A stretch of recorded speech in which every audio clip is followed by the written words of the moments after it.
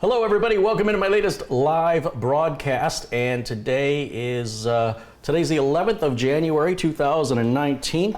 Welcome in, and howdy ho to everybody in the chat. I'm starting a little bit early just to give people time to jump in and catch up. And okay, hello to Steve Bernstein and Darren Gilholm. I see Linda's there in the chat. You guys like that thumbnail? Linda took care of that thumbnail for me, and I like it. Hope you guys like that as well. Hello to Jesse Kirk and Edward Green, Michael Mancini, 55 Staying Dude, Lotto Win and Dave Murray, Dusan Packler. Thank you guys so much for joining me today. I see Patrick Rousseau's in there and John Peck. Welcome in, you guys.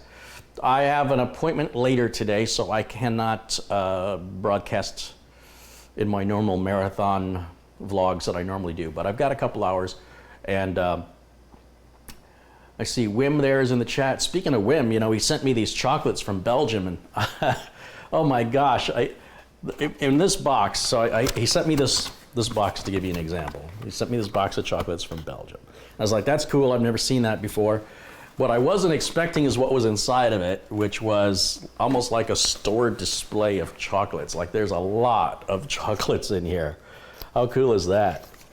And it's all solid chocolate, and it's really, really good. So again, a huge shout out and thanks to Wim for sending those.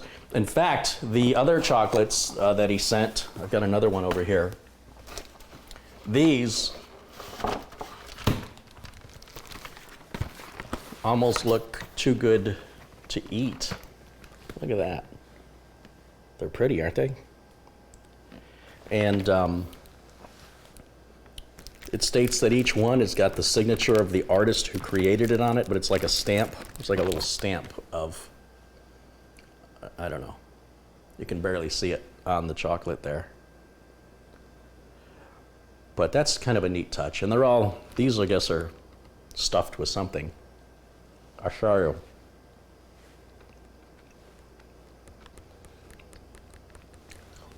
Right on. Belgian chocolates. All right. So thanks to Wim for sending that. I have no idea how this was. I'll just put it like that for now. Those are really good. Okay. I see Gary Kane's joined us, and Solo's there, Stealth Mode, Peter Rayner, Jens Carlson, William Dawson. Says, send some this way. No, you got to come over here. You got to come to my place. I don't leave the house. What was I going to tell you? A viewer named Gary had bought the same screwdriver, the EY7410, the electric screwdriver, and said, hey, I know you're having a hard time finding a battery. You know these things ship with 2 batteries. And I said, yeah, but unfortunately my batteries are all over 5 years old and they're just not holding a charge for very long. And he said, here, I'll send you my extra one. And so that arrived in the mail today, and I charged it and everything's perfect. So a big shout out to Gary for sending me his extra battery. It's perfect, it's exactly what I needed. And that'll buy me some time until, you know, some other better screwdriver becomes available. In the meantime, I see a contribution from Tony Owalo. Hey, Tony, thanks for kicking us off with a contribution today. I think was that the first one today? Did I miss any? Let me see. I think he's the first one. He is the first one, so he's kicked us off. All right, we got about 257 people watching. Yeah, Linda should absolutely come over here if she wants some chocolates. Agreed, agreed. Oh, I see Bill Leatherland is joined us. Hey, Bill, welcome in. Ken Masudik, John Rice, Jim Desposito, David Griswold, Michael Collis. All right, welcome in, guys. Jared Blackmore. We're all good here. So I'll tell you the story about this router. I was, I've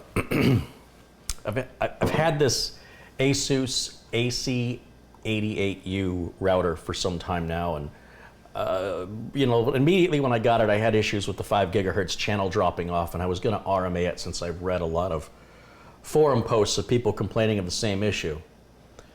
And I spoke to JJ over at ASUS. He says it's not a router issue. You're having channel conflicts. So I started playing with the channels.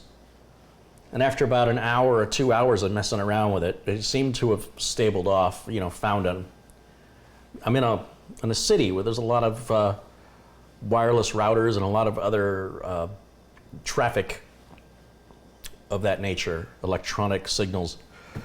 And it still drops every once in a while, but I don't use the 5 gigahertz wireless that often. Sometimes I've streamed live using the 5 gigahertz and not even realized I was on the Wi-Fi, that I forgot to plug the Ethernet cable in. And I mean, that's impressive. The speed that I'm getting on it is incredible. And I don't have a lot of time today to dig into all the comparisons, but I just want to get this review started. And today will be more of an overview of what's in the box and what the firmware looks like. We'll update the firmware or check to see if there's an update available. And the problem, of course, is that I can't unplug the router I'm using now without interrupting the stream, and then to configure this one will take a little bit of time and plug everything back in and get it running. Now, the main concern is I need more than 4 gigabit Ethernet ports, which most routers have. I need 6. So the AC88U that I'm using has 8. So I use 6 of them. Basically, I've got a cable running to my office, that takes 1 port. I've got a cable running to the bedroom, that takes a 2nd port. I've got a cable running to my TV that takes a 3rd port, and I've got a cable running to, I guess, the Xbox. So that's 4. Then when I live stream, I run a cable temporarily to the streaming computer, and then whenever I bring a computer on the counter and you see me plug a cable into it, that would be number 6. So 5 and 6 are just temporary as needed.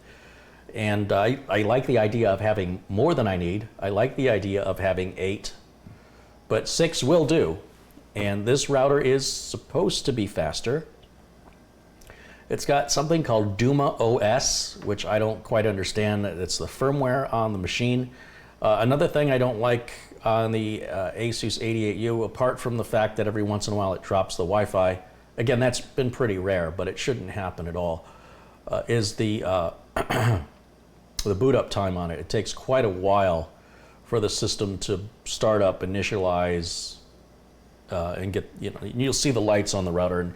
And again, I can show all this in a future video when I can pull it, put it up here on the counter. You can watch the sequence of lights and how long it takes, and we can actually time it. I'm going to go ahead and leave my kilowatt meter installed on here just to see how much power this thing sucks up, because this is one of those devices you plug in and you never turn it off. And ideally, it won't take much power, but we're going to find out how much power it actually draws from the wall, at least idling, you know, and broadcasting, but without having, you know, having it work. That we can do that today.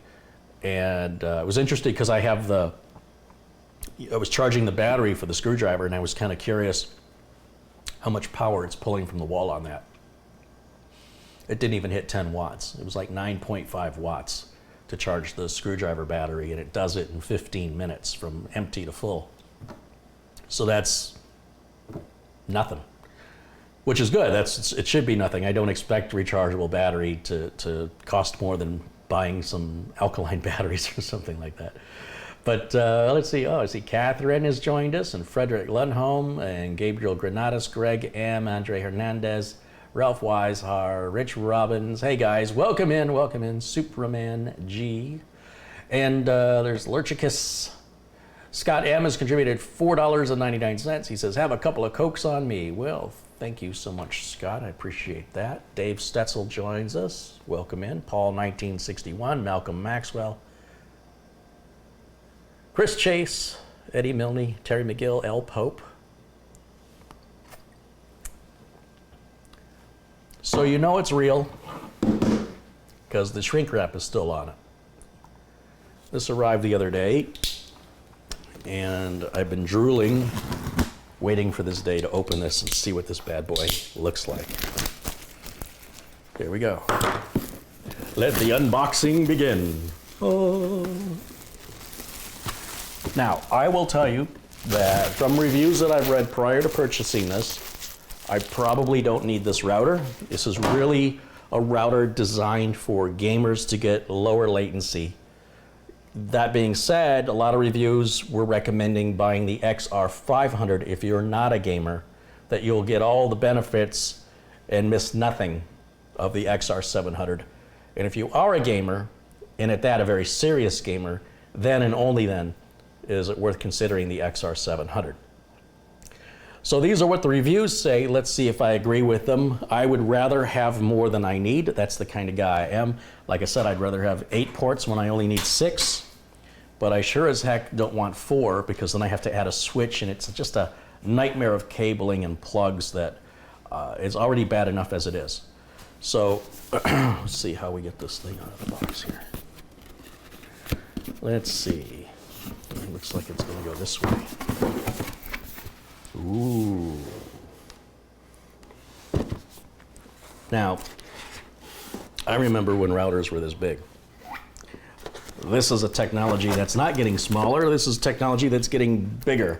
The reason it's getting bigger is this is essentially like a small PC inside of here. It's got a little central processing unit and RAM and everything. So it's basically gone from a relatively simple device to a fairly complicated one. So let's start getting some of this plastic off of here. Let's see. Your preset wireless settings. Oh, so they give you a sticker that tells you I guess if you're too lazy to set your own Wi-Fi, although I can't imagine why you'd be buying a router of this caliber if setting up a router of this caliber is overwhelming or intimidating to you.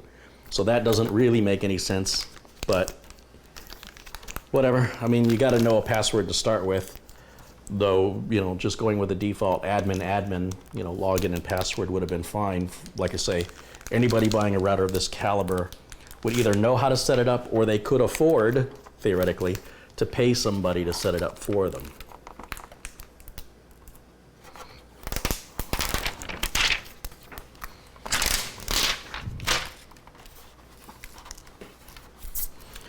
There is a fan right there. I don't know if you can see through that.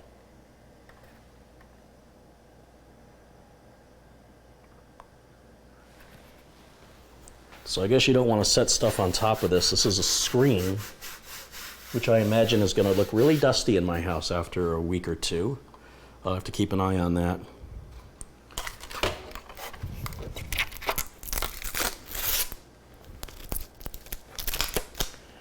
This router is $500. Yes, you heard me right. It is $500.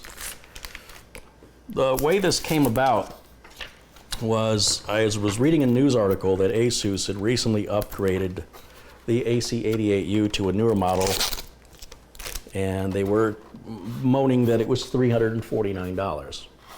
And I thought, well, that's not too bad for that router, because that router, the AC88U, when it first came out, I think was $399. So for the update to be $349, it's moving in the right direction. But the update didn't really seem to do much other than add another Wi-Fi standard. And other than that, it appears to be the exact same router. So not exactly sure, but I thought, I'm really familiar with ASUS routers. I know them quite well. So I've heard a lot of good things about these NETGEAR routers, and it's been a long time since I've used a NETGEAR router. I think the last NETGEAR router I had was 802.11G or N. No, I think it was G. Because I think once I started with an N900 was when I started using ASUS. All right, I want to just cut this piece out in case I need that login information to get into the router. Now, one of the things that really bothers me as a tech is when I go over a customer's house and they have loaded the software that comes with the router. As a tech, I take the CD that comes with the router or the DVD, whatever it is, and I just throw it in the garbage. You absolutely never, ever, ever have to use that. Now, a lot of ISPs, especially like DSL providers, We'll walk you through the setup of your router by following the instructions in the software, and it brands your browser with logos and stuff like this from the ISPs. And anybody who can log into the router can manually configure it. So I understand why some consumers do that, because they don't know any other way of setting it up out of the box. But when somebody goes to the electronics store, if it's Best Buy or whatever, and they buy a router, they have absolutely no reason to run the CD software or DVD software in the box. Never any reason. You would just simply log into the IP address of the router and sign in, you know, look at the manual for what the default sign-in information is, and it's all right there. So when I'm looking at computers that come in for repairs or upgrades, when I look through the installed programs, if I see the router software installed, I remove it. Because once the router is set up, if in fact you did need to use the software to set up your router or your modem, once it's set up, it's safe to remove that software. There's no sense having unneeded software on your system. It's taking up space. It's a potential security risk as time goes on and exploits are discovered, and it's completely unnecessary. So I just go, oh, I see that, and I just take that off. So anyway, what else do we have in the box? I've got, well, that was totally worth putting in its own separate box. Documentation. What's in here?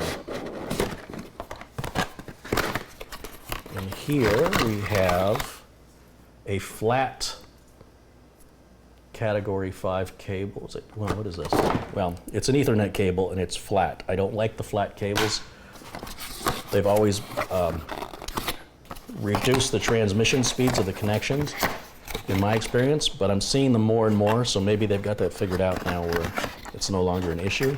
When I was on Monoprice looking for cables, I saw a ton of flat Category 7 cables and Category 6 cables, and I honestly thought that the flat cables had an issue. You know, you would connect at gigabit speeds with it, no problem, but the actual speeds you would get in return were just not as good because of the flat design. The cables have to be in twisted pairs, and maybe they've got a manufacturing process down now where that's okay now. It wasn't that way when I first saw them. I was removing them and replacing them with regular cables to get the data transfer speeds to servers and stuff back to where it needed to be. So that's all that's in the box.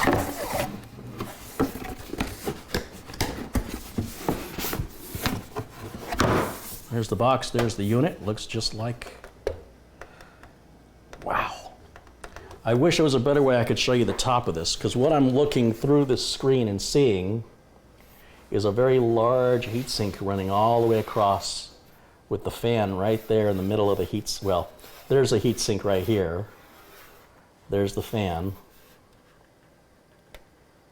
Then there's another large heatsink right here. And there's some chips and stuff up here. I don't know. Should be interesting. Should be interesting. So what I'm going to do is I brought out the machine I built the other day, and we're going to use that to just plug the router directly into it, and we'll screen grab it off onto the capture card so we can see. This is an interesting design. I thought there would be a plug that plugs into that. I hate that that would be taking up a lot of room on a surge protector. I don't like that design one bit. Much prefer if I had a cable I could plug into here so that it didn't hog up everything on the surge protector. But we'll chalk that up as one dislike. So far, I think the flat cable will be dislike number 2. It's Category 5E cable, that's what that is. And I'll plug it in here to the Kilowatt device. And then to here. What is on the back? Hold on, let's take a look at the back of this.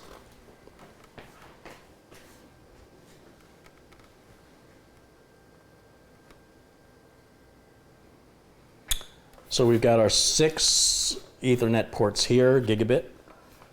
These are for aggregating. That's where you take 2 and combine them together for, you know, in theory, to have twice the speed to a single device that also supports aggregating. So like a like a Synology NAS. You could run 2 out of the Synology NAS into the router. It's not going to make data transfer to one computer any faster, but if 10 people are hitting that NAS at the same time and transferring big files back and forth, that aggregation can make a big difference. It seems weird to include it on a home router, since I can't imagine there would be that many people hitting a NAS or anything that much traffic. I see that you can turn the LEDs off and on with a switch. That's very welcome, especially if you've got this in a room that you might want to sleep in. And then we've got a port here that's got a plug in it. I don't know what this is for. I can't quite read it. It looks like a 10 gig LAN port. Though again, yeah, that's a 10 gig LAN port. It's a different plug. Not exactly sure who that's for. Well, that certainly explains the price. It's a push-on, push-off style button, which I don't like. I much prefer a rocker style button, because if the spring breaks in this, you've got a $500 paperweight. What's the warranty on this? The warranty is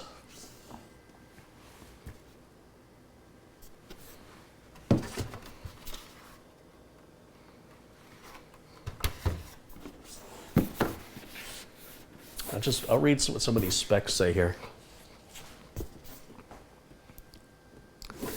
See anything about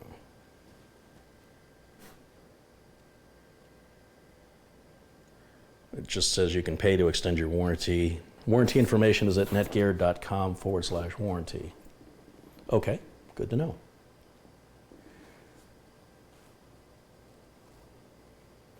So I'll give you an idea well, let's talk about the things they're promoting here on the side. It's got a gaming dashboard, customizable view of real-time bandwidth utilization by device and ping, a Geofilter, which controls your lag by limiting distance to gaming servers or other players. Quality of service, of course, it's going to have that. VPN server. It says secure access to your home network and internet when away from home using any device, PC, Mac, and mobile devices with Android and iOS apps, and 7 gigabit Ethernet ports, aggregate 2 ports for faster file transfer and gaming. It features the AD7200 quad stream Wave 2 Wi-Fi up to 4600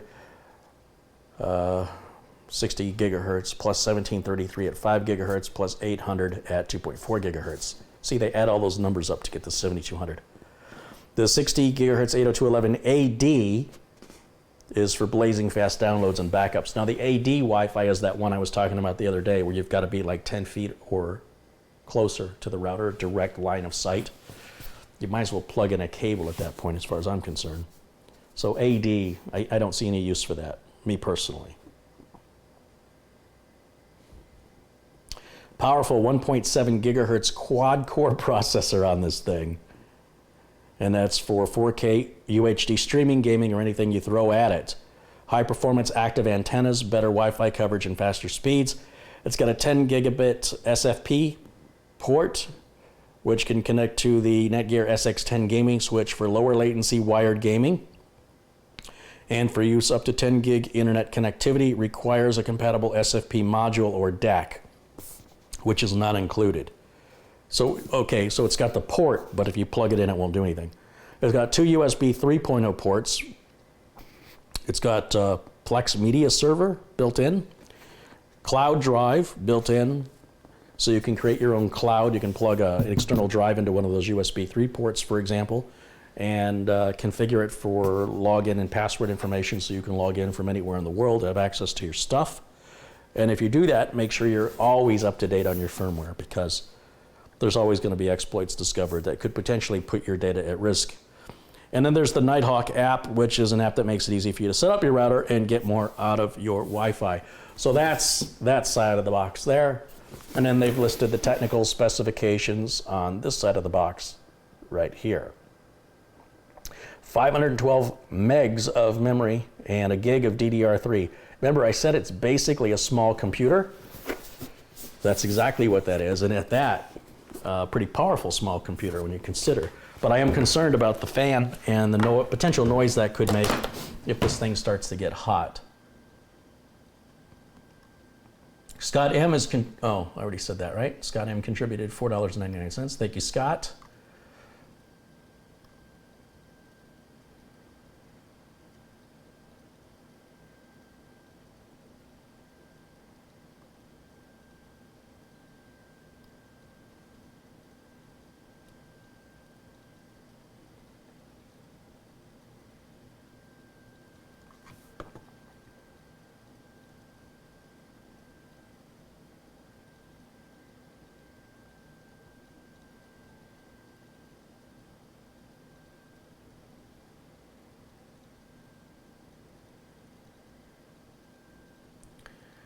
So one of the issues we used to have with flat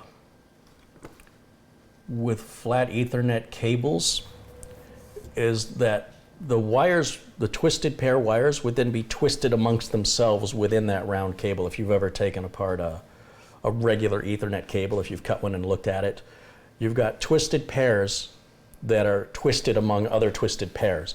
And that creates a shield to prevent data bleed over.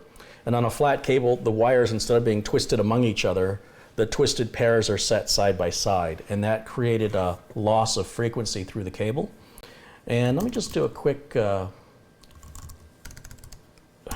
internet search to see if there are other issues.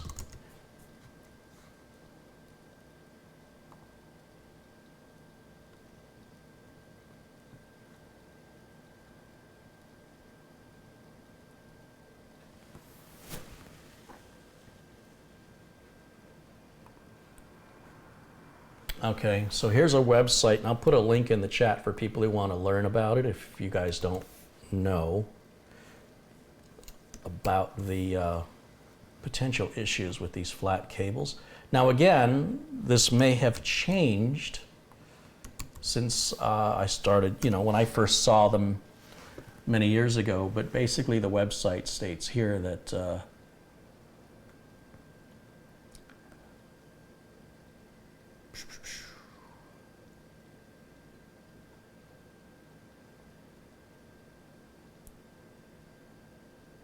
I'm sorry, I'm just reading it to just see if there's a...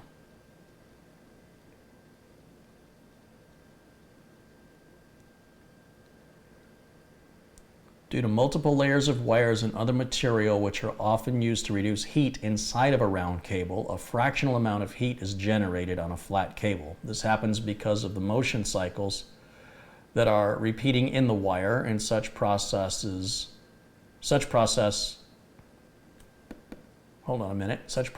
not occur in flat cables. The electrical quality of the conductors on a flat network cable remains constant as they're maintained parallel to each other. Also, the physical strength remains the same. This equality does not happen in round cables. Unlike the round Ethernet cables, the flat electrical wires do not include the fillers or low frictional cables, which in turn reduce volume and weight. The round cables are more durable, easy to install, and can fit in any tight space quite comfortably, and they're also best when using for data centers. Flat cables do not have such high level of capability, and the flat Ethernet cables require more maintenance. They cannot provide as high of uptime, so are flat cables better? There's no doubt that flat Ethernet cables provide more consistency in the electrical equality of conductors. Also, the lacking of fillers, insulating tapes, and other material reduces the weight and volume of flat wires, which offer more space efficiency. They also have a higher density of cross-section connectivity of wire to cable than the round Ethernet cables. But due to all these, they have less durability and high maintenance cost than the round Ethernet cables. Flat cables are less sustainable than the round ones, as they do not have any protective filler around them. The modern flat cables, evidently designed to overcome all the missing functionality and features of the first flat Ethernet cables, and in many ways they succeed. They're also cheaper. I can say current flat Ethernet cables are better than the round networking wires, unless you need a highly capable network setup for your data centers. Well, that wasn't really what I was hoping it was going to be. I was really hoping for more of an electrical engineering standpoint of it.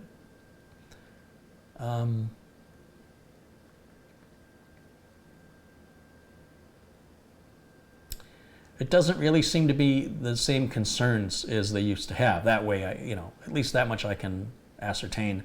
I've always avoided them because the only reason we use flat network cables is if we want to run a cable like underneath carpeting, or somebody's got a mat or something, like they roll their chair over a mat, then getting them a flat Ethernet cable is critical, so that they don't have a big lump in the carpet or under the mat. So they were always a we'll use it if we have to kind of thing.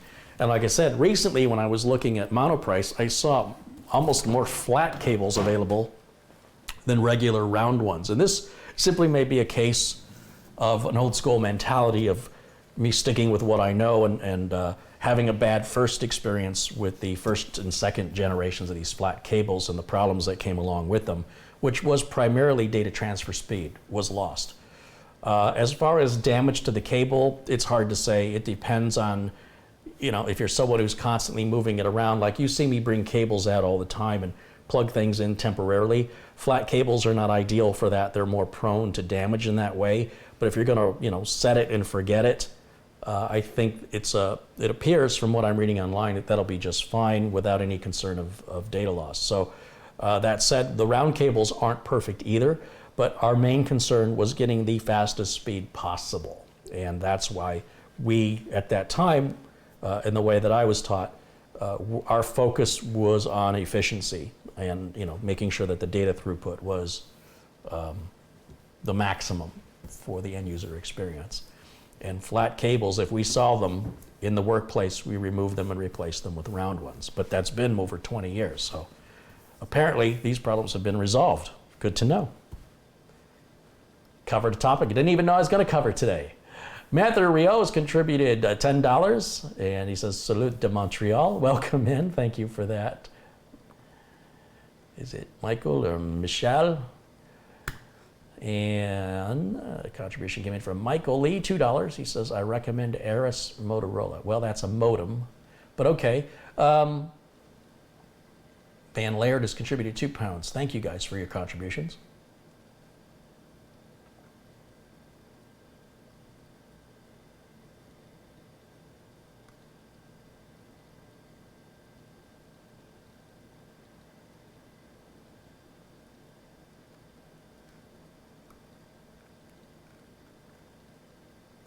Kind of looking through the comments here before I move on.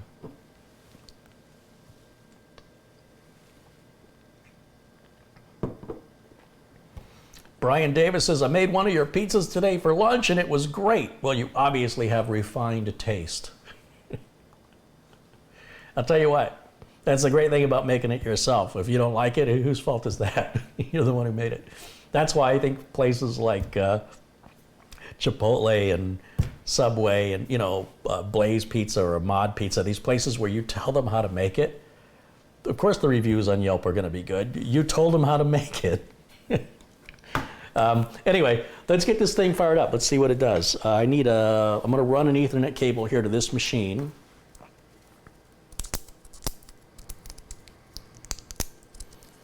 So I'm going to have to cut the tape on this.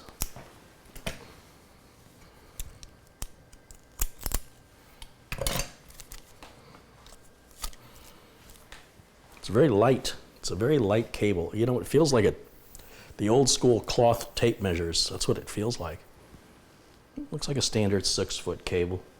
And let's see, we'll plug it in back here, right here. And then we'll plug this end into the yellow port? No, we'll plug it into just to any port. And let's give it some power. And here we go, we're gonna turn it on. And then we're going to wait for these lights to do whatever they need to do. We've got a couple of buttons up here. Not sure what they do. I'm sure the instructions will tell us. Lights indicate power, 2.4 gigahertz antenna, 5 gigahertz antenna, 60 hertz antenna, guest Wi-Fi light, USB 3 number 1 and USB 3 number 2 light, the 10G light, and then there's a light for each of the ports, so 1 through 6. I imagine a button to turn on and off the Wi-Fi, I'm guessing, and the other button I'm not so sure. The fan is not running yet, so clearly the fan isn't on full time, which is good. This thing weighs a good 4 or 5 pounds, I think. It's pretty heavy. Does it have the weight on the side of it? 4.11 pounds. I nailed it. I could work at the post office. All right, let me switch the input over to this computer right here. Let's grab that. I'll click, let's see. Click no on that. And let me go full screen so I can see. Now, this is why you don't need a CD or a DVD, and thankfully this one didn't come with it. Way I do it is I would go to a command prompt by just typing CMD and just type in ipconfig, IP configuration or ipconfig. And if you look, the very last thing it says the default gateway. The gateway is where your internet's coming from. It's where your router is. So 192.168.1.1 is the IP of that router right in front of me here. Let me turn the other camera on so you can see me. There I am. Okay, so if you want to access the router, we open up a browser and we type in our gateway. That's all you need to know. So type exit. I'm going to open up the browser. Now this doesn't have any internet access because I'm not plugging into my network. I don't want to interrupt the live stream, but I'll just type in 192.168.1.1 and that's the router configuration page. No software, again, is needed. Now I'm going to go ahead and remove myself from this corner so we can see the whole router screen because that's more interesting than looking at me. There is a whole end user license agreement, probably due to the Duma OS, I'm guessing. I've never seen a license agreement on a router before. You don't have any choice but to click agree. And it wants to know internet port or the 10 gig port. We're going to use the internet port. So I guess the 10 gig port is just for internet access. I don't know. Maybe that's for fiber. It must be for fiber. And then we're at the welcome page. So it walks us right through the setup here. Now it's going to look for an internet connection right now and not be able to find it. So I'm going to say, I'm going to manually enter my settings and click next.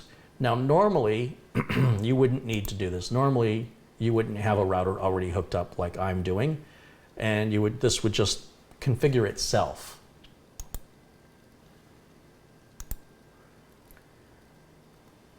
So here we can set a password. So I'm just going to use a password of password.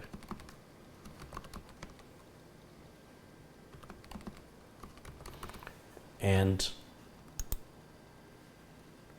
then it's got security questions, which I'm not going to answer, and we'll just hit next. Is it going to make me answer them? Please select a question. What is your grandfather's name? So what a lot of people do on this stuff is they'll just use their password again, so I'm just going to put the word password in here. Second question, your best friend's first name. And I'll just put password, keep it all the same, just because it's requiring something. And now I'll hit next. I can change all this later, I'm not worried about it. I'm not the kind of guy who forgets my passwords. This is setting up Wi-Fi. I'm not worried about any of that.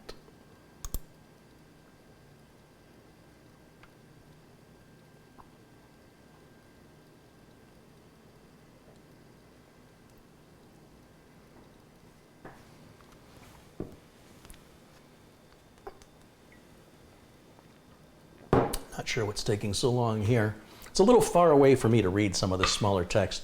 Let's see, here's your new Wi-Fi credentials. While you wait, if you were connected using the preset Wi-Fi, it's time to connect using the new Wi-Fi.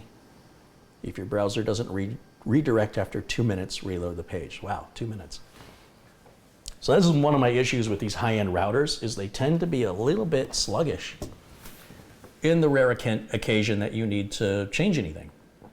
You know, like reboot the machine or things like that. It does take longer than a cheaper router. Now look at that, no new firmware is available. Okay, well we're not plugged into the network, so it's not going to find any firmware yet.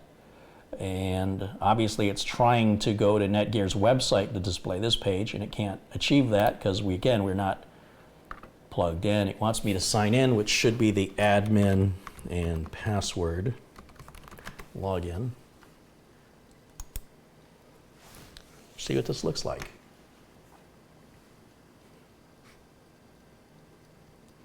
Wow, look at this. There's all kinds of fun stuff going on here.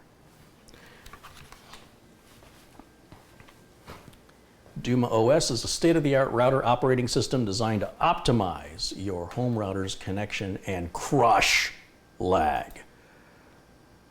Help is at hand. Features in Duma OS are called R apps, router apps. Each R app has its own step-by-step setup guide, which you can access by clicking the help icon at the top menu next to the R app's name. You can also learn more by clicking each panel's help icon. Panel options. Most R app panels have options. To access a panel's option menu, click the options icon in the top left corner of the panel. To go to a different Duma OS R app, click on its icon on the left-hand navigation menu. Save your favorite, or the British spelling, R apps to your personalized dashboard, a single page where you can configure settings with ease. Pin your favorite, okay, fine. Guarantee local connections. Use the Geofilter to reduce lag in your favorite games by guaranteeing a host close to your home. Wow, look at that. And even see the location of other players in your game. Yeah, that's the key part right there. Use our best-in-class QoS toolset to prevent greedy devices from causing lag on your network. You can also prioritize the devices and applications that matter the most to you. You can manage your network. You can analyze your network and your router's stats and storage and NETGEAR settings. Great. That's behind us now. So the Geofilter is something I probably won't use. And we're not going to get anywhere with this without an internet connection. And there's the network monitor there, which should show 0 traffic. System information. That was more or less the page we were just on. And then settings right in here. Okay, so what I'm going to do, let's go back to dashboard. Boy, dashboard and system information look identical. Network overview? No. Okay, so it is. They are different. Just you know, to the casual eye, they look similar. Okay, so I'm going to go ahead and plug my router into this router, but the key here is I'm not going to plug it into the internet port on the back of this router. Plugging a router into a router is a nightmare configuration scenario, which any technical person will tell you is very easy, and any non-technical person, you'll see their eyes glaze over. So anyway, I'm going to just plug it into one of the black Ethernet ports back here, one of the 6 I've got, just like I would a computer. Oh, the antennas have lights in them. Okay, and if I hit the switch, do the lights go off? Wow, all the lights go off on the router except for the power light. That's cool. It makes the room nice and dark if you need that. All right, let's see what this says now.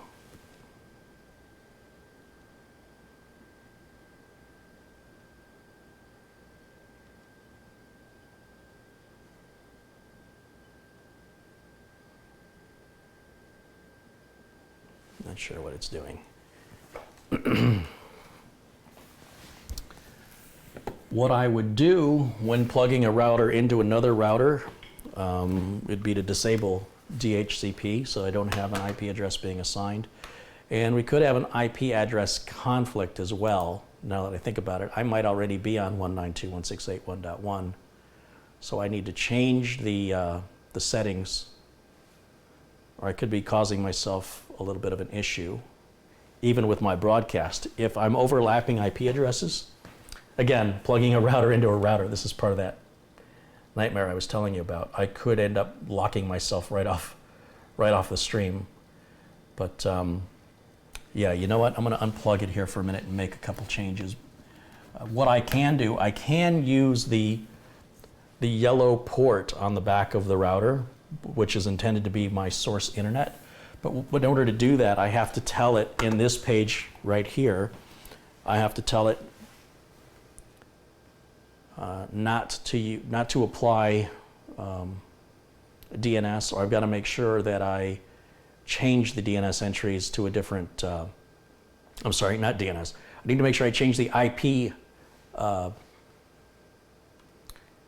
DHCP is what I'm talking about. You want to disable, if I have 2 routers both enabled with DHCP, it's where the nightmare begins. So the main router will keep DHCP enabled, and the secondary router, we have to disable DHCP. So what I'm looking for, so we can, MAC address is fine. We can dynamically get the address from the other router. That's fine. There's no login required, and that's fine. Whereabout is DHCP? Probably under LAN. TCP IP. Use router as DHCP server. We're going to uncheck that and hit apply.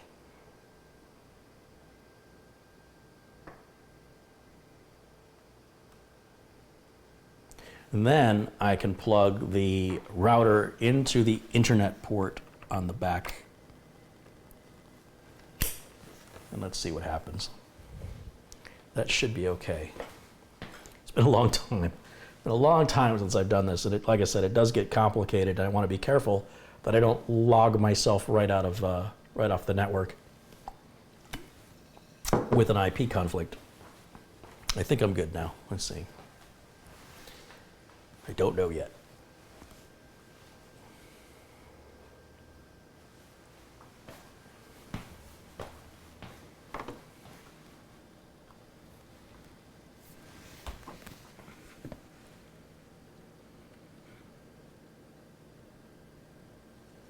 Douglas wants to know if it has an access point mode. Running it as an access point is essentially what I'm doing by hand. It very well could have an access point mode, but I'm not going to enable it at this time. I'm just going to run it as if it didn't.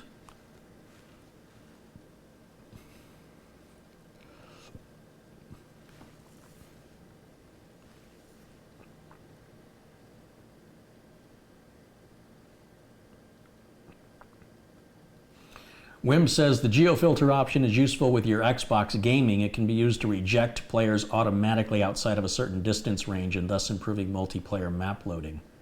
Yeah, it's a good point.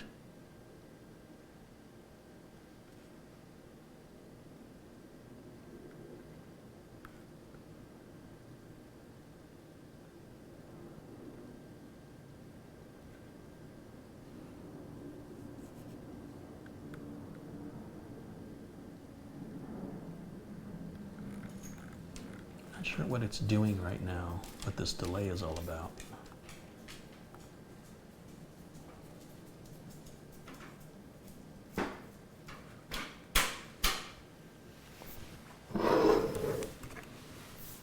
Let's see.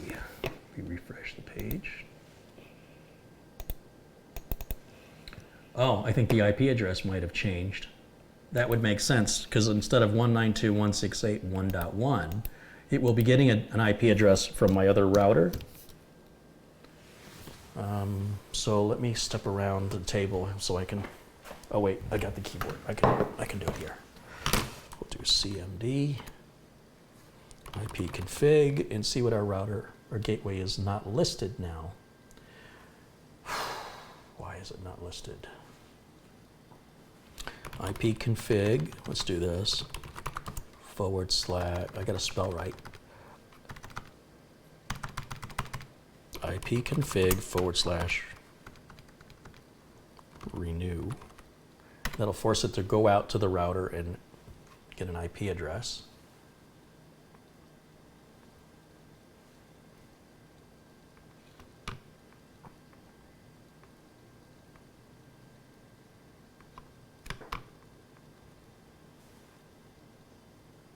By turning off DHCP, it's letting the first router assign all the IP addresses.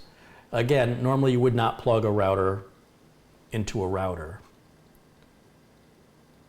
So for some reason, it seems to be having difficulty obtaining an IP address. Not sure why. I'm also not sure how to log back into it if I don't have the IP address. So we were at 192.168.1.1, but if my other router is using 192.168.1.1, you can understand the conflict where it doesn't know which router I want to talk to. And by unplugging it from my other router, then it stands independent with its default settings, or it should. So I'm going to go ahead and unplug the other router from the back of it, just so I can get back in there and manually set up the IP so I don't have to worry about, guessing what it is. So just give this a second. In fact, I'm going to reset it. We're going to go to Command again, ipconfig, this keyboard, ipconfig /release. This will release any associated IP information.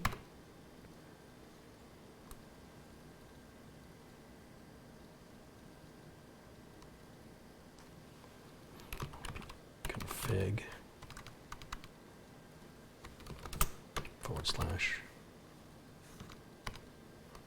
/renew.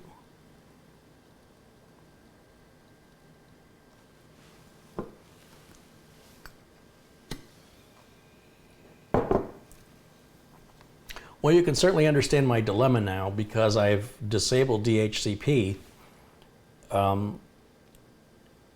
It hasn't been assigned an IP address. And without being assigned an IP address, it's very difficult to find the router.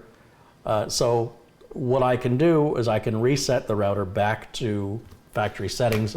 There's two things I needed to change. One is turning off DHCP. The second thing was setting a hard-coded IP address. Although, in theory, it should go ahead and accept one from the other router. So I'm going to try this. Before I reset the router, I'm going to try one more time. And I'm going to plug the router back in. And it should automatically be assigned an IP address by the other router, in theory.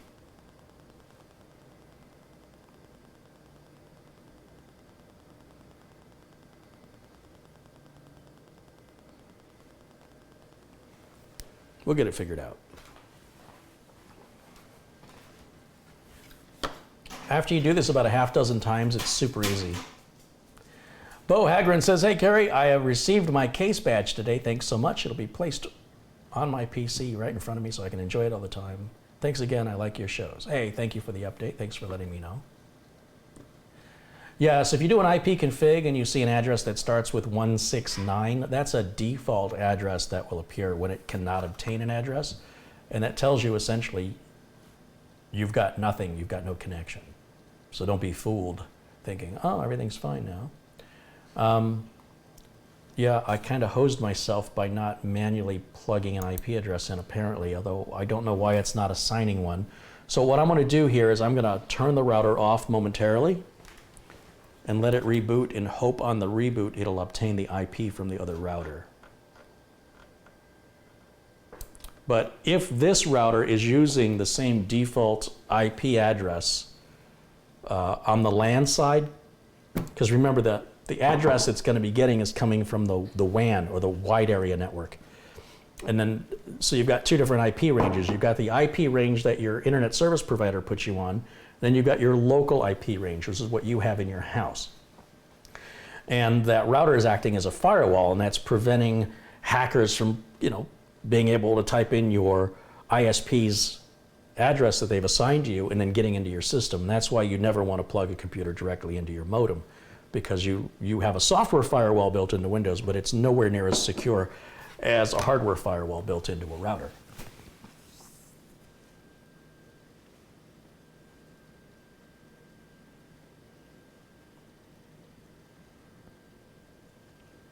So we're going to wait for a moment, let this thing boot up here and see if it gets assigned an IP address. I think what's happening is I think the built-in LAN IP address is the same as my other router, and that's what's causing me some grief. I need to change the range to like 10.0.0.1, just get it on a completely different range. I could change the subnet, but I'd just rather just change the whole thing so I don't have to worry about it. So let me just double check one more time.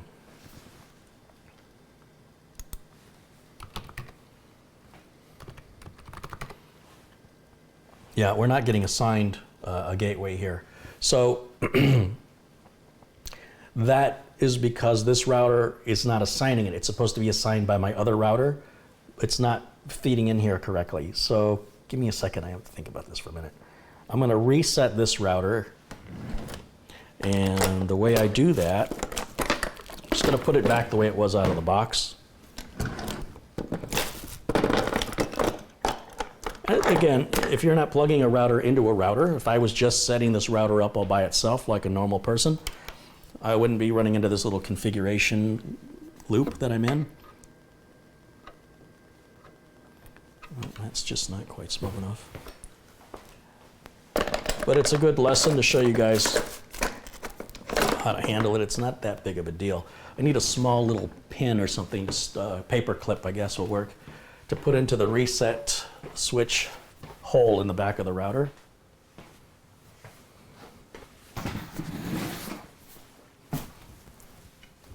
Here we go, this will work. And we're going to do this one more time.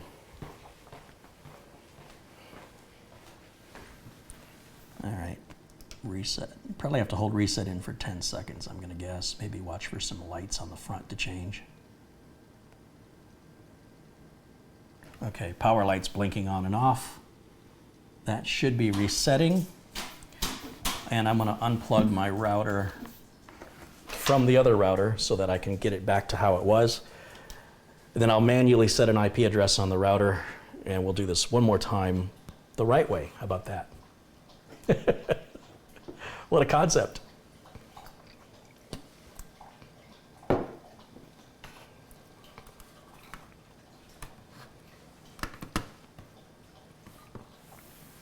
So it's just going to take a minute. The router is rebooting itself right now.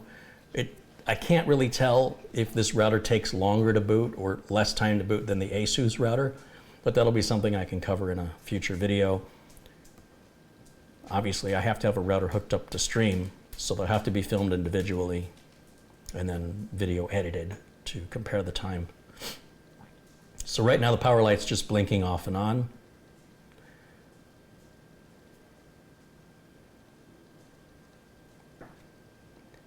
And power light is still blinking off and on. It's still initializing.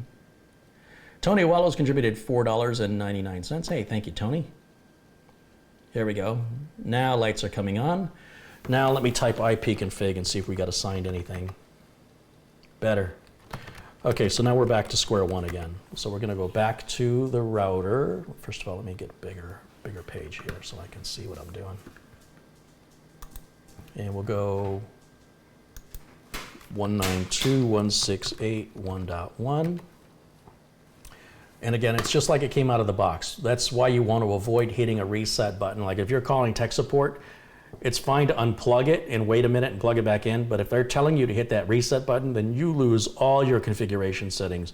Your Wi-Fi SSID and password get lost and reset back to factory settings. Your login information to the router, and even if you assigned an IP address to the router, all get reset as if you had purchased it brand new. Now, I'm curious if this router is smart enough to auto-configure. If I plug my other router into one of the LAN ports, I wonder what it'll do. I wonder if it'll auto-configure. Just might. I might be working harder than I need to on this router. So it should determine that it finds an internet connection.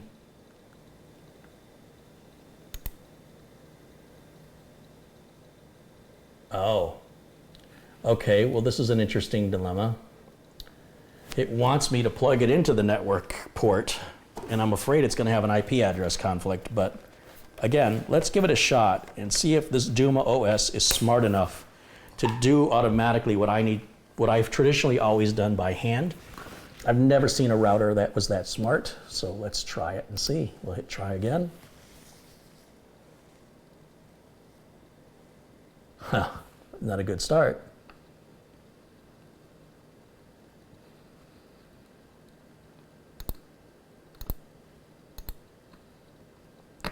I'm starting to think we got an IP conflict here.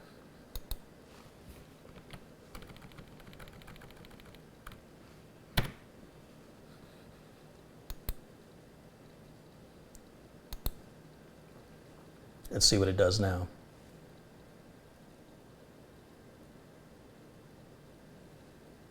Internet detected, okay.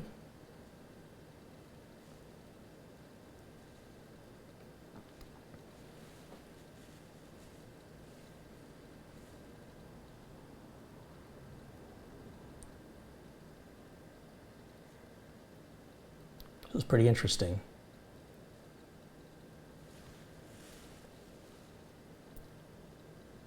It'll be interesting if this actually finishes and works correctly. If you notice on the bottom right corner, you do see an exclamation point over the network connection that there's no internet access.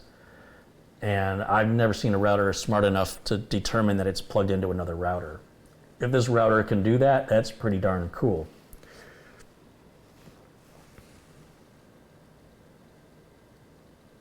But this kind of stuff here, where the circle just goes around and around, with no indication as to how close it is to finishing or that it's progressing, how do I know it's not stuck in a loop? I think they should work on that to give the person configuring an idea of progress. I don't see any progress happening. And I don't know how long it's supposed to take. Is this something that should take a minute? Is this something that should take 10 seconds? 5 minutes? What is it? When do you give up? So we'll give it a little bit here and let that run. And while that's running, just look in the chat room. And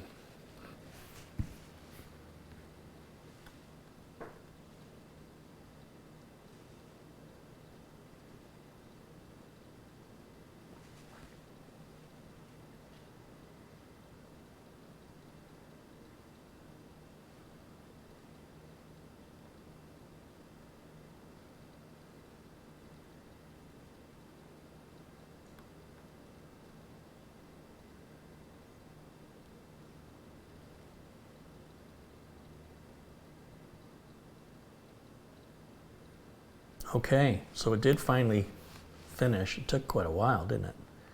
Let's see what it says. There's my upload and download speed. Upload is better than that, but because I'm using the upload to broadcast this, it's affecting those results. Gosh, do I have to go through this all again? I guess I do. I'm going to keep that as password. And I'm going to use the word password here. And we'll use it here. These aren't questions. This is never going to be a situation for me. And when I do put this into actual use, password cannot be blank. Where did I leave it blank? Here?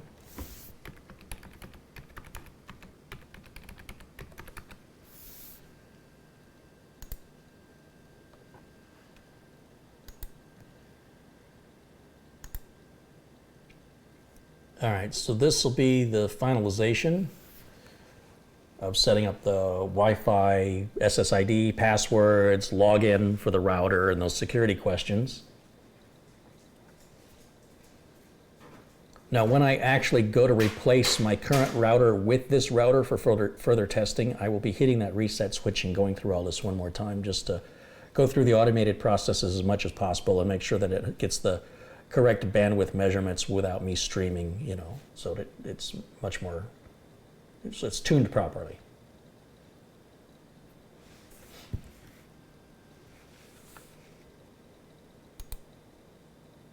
Checking for updates. Now, it should automatically detect and install new firmware updates. I see this feature a lot on routers that doesn't work. It'll check and say it doesn't find anything, and then you go manually look and see there is something new. In this case, it's apparently working. It says, shows our current version here. The new version is here, and I hit update. This is no different than updating the BIOS on a motherboard. You want to make sure that you're not doing anything else. Don't interrupt it, don't cut the power to it, and just walk away, find something to do, leave it alone until it's done, however long it takes. Best advice I can give you. These updates are critical, absolutely critical.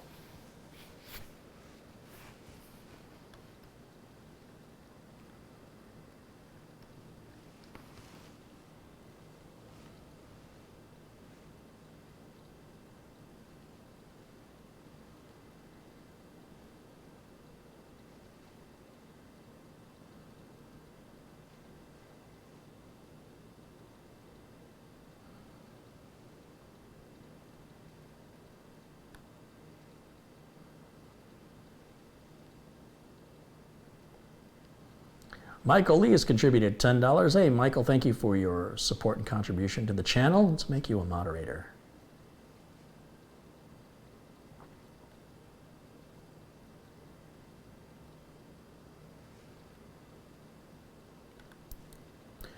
I had about a dozen people contact me about the free upgrade and repair option, and not a single person has followed through with actually shipping me anything. I'm not going to help somebody who doesn't want to help themselves, so the opportunity is still there. If somebody who's serious and you're willing to, be able to pay the shipping cost to get the computer to me, obviously I have to pay that shipping cost to get it back to you, plus doing whatever repair work is required. And I'm willing to do that, but I am absolutely not going to cover all the expenses. You will have to find a way, if it's important enough to you, to get the computer to me. And if you're not willing to do that, that's fine. You can stay with whatever computer you have now. That doesn't make a difference to me. But it's just a little frustrating that people will say, I really need a computer badly, this one's really bad, and I just need them to spend as little as $50 to send the machine to me, and then I have to spend that money back, right? And, well, I don't have $50. Well, find it. I don't know what else to do. So if you're somebody who wants to, the expression, feed a man a fish, and you feed him for a day, teach a man to fish, and you feed him for life.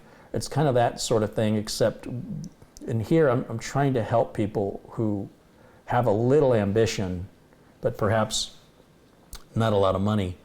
But I can't believe somebody doesn't have $50 to ship a computer. If it was that important to you, I think you'd find the $50. People certainly spend more than that on cigarettes and alcohol and bandwidth for their internet.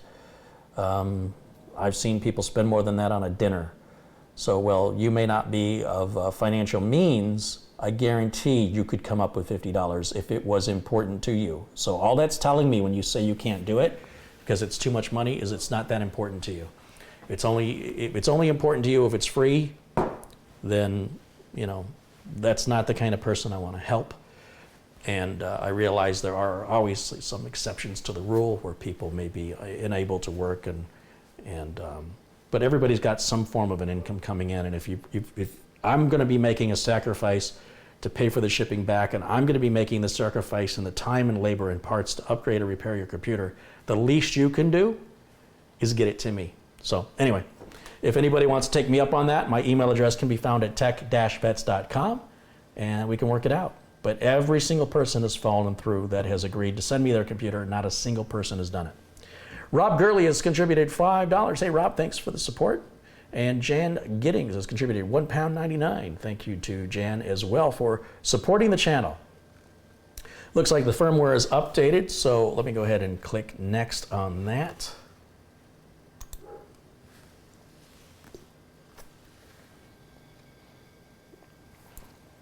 What is this? Registration. Don't want registration. Just close it.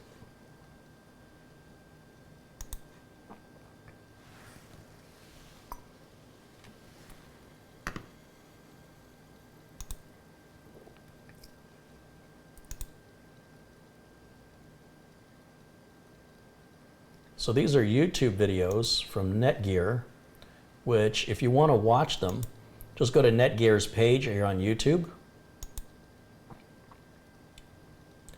And you'll see all the content they have available here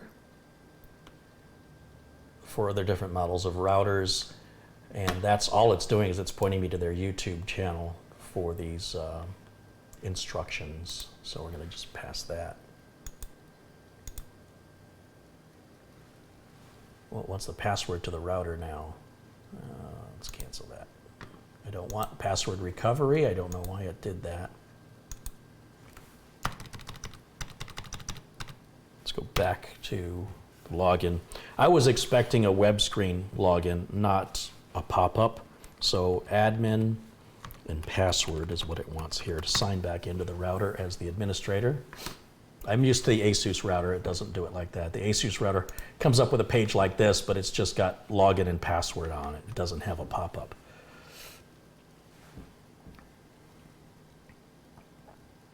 We got all kinds of weird info happening here. Now, somebody wanted to know about VPN. And whether or not it was a hardware VPN. In this case, I don't know. It says it's a hybrid VPN, whatever that means. And I'm sure we can find more information out on NETGEAR's YouTube page to resolve that. And somebody in the chat might already know the answer to it.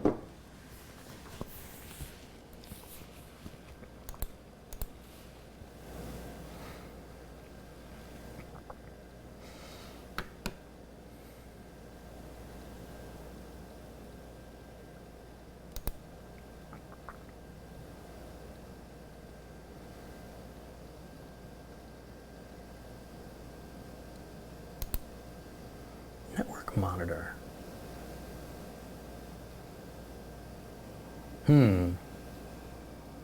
It'll definitely be something I'll have to play with over time. It certainly looks fancy enough, but I don't know how practical most of this information is. It might be very practical, or it might be just eye candy that provides information you can't really change. I don't know yet. It's interesting that it kind of creates a circle around where I am as places that give me the best latency for gaming. I guess I can widen that circle, yeah. Well, that would defeat the point, wouldn't it? So I want to game in this little area, take it all the way down, just right there locally.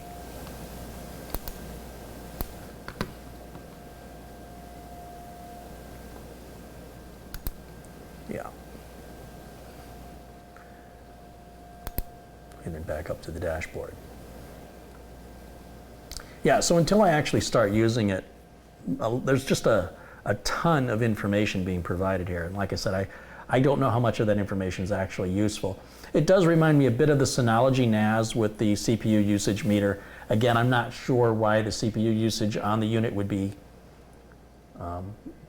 maxed out unless you were using a hardware VPN on it, or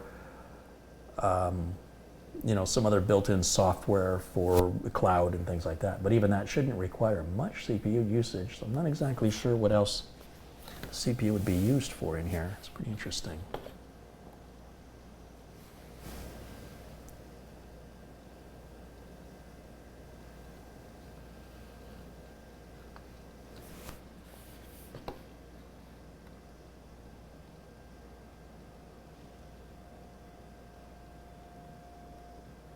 So what I'll be interested in also is what kind of speeds I get wirelessly, because I've been very impressed with my wireless speeds to my ASUS router.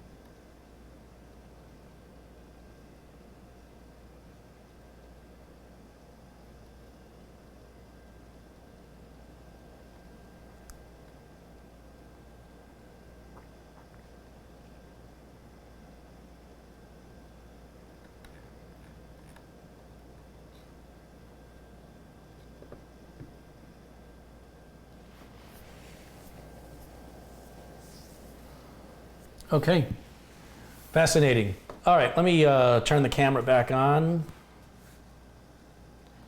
Does anybody have any questions for me that I can, what time is it? It's 1:30. I got about a half an hour and I can take some questions here. Any things you want me to look into when I have this router hooked up and I start experimenting with it? Is there anything specifically you want me to test or look for? I will have answers to many of the questions, like there's buttons on the front and such. I'm sure they're all very easily answered. Where are the ports on this thing? Okay, 2 USB ports are here on the side. It looks about the same size as the ASUS router. It'll be great to get them both side by side, sort of compare them. The ASUS router, as I mentioned, is about $350. This is $500 for this router. If you'd asked me last year, I'd say you'd have to be crazy to spend more than $300 on a router. Call me crazy, but I did buy it with the reassurance knowing I could send it back if I don't like it. If I realize that, you know what, if I come to the conclusion this is a big waste of money, I have the peace of mind that I can send it back. But I'll run it through some tests, and I like the idea of having a spare router here.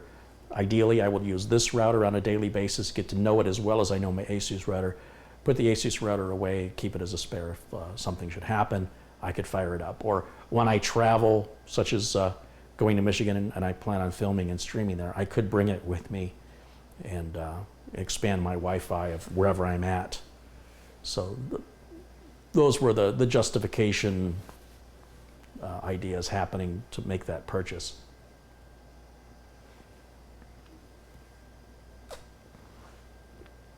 Does it have a Wi-Fi timer? Well, usually routers of this class have the ability to set individual computers' Wi-Fi rights on a schedule. I imagine it does. I'd be surprised if it didn't, because my ASUS router has had that. In fact, my ASUS router going back 10 years had that. The old N900 ASUS router gave you the ability to put certain components or computers, phones, whatever, that were connecting via Wi-Fi on a schedule that said, hey, after 10 p.m., the kid's smartphone can't connect, things like that. So I'm sure this router has that.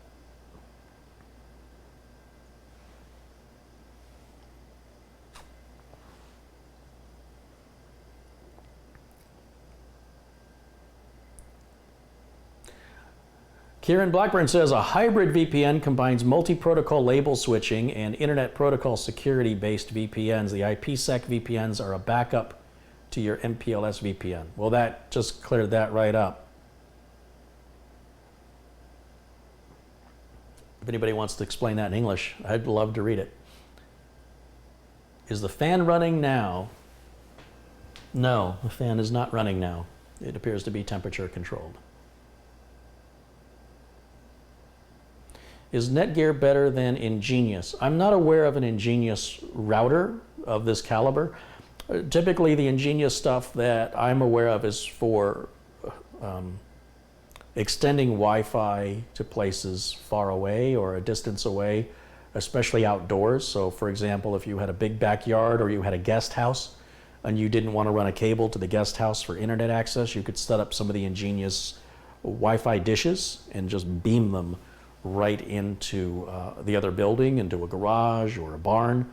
In fact, you can buy 2 dishes and have a wireless bridge. So it's essentially like a wire where you have a dish sending and a dish receiving, although both dishes send and receive. But what I'm saying is it's like 2 ends of the cable without running the cable. I'm not aware of NETGEAR making anything like that. So to compare them, it doesn't seem that we're comparing the same things.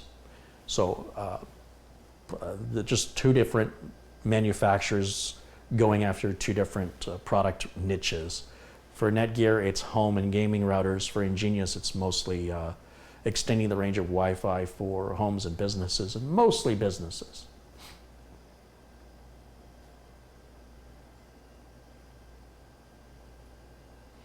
Is there any fan noise yet? Well, the fan would have to turn on, and it's not on. And I don't know what I can do to make it come on. It is a little warm up here, though. I will say it's hot right here where my hand is, and the heat kind of goes away around here. So it's just hot right where the fan is, and the fan is not on. So apparently not hot enough yet.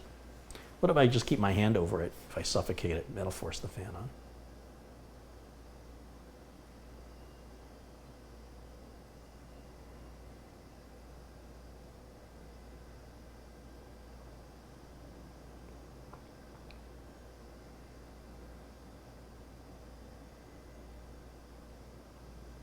Test this $500 router with a $100 router.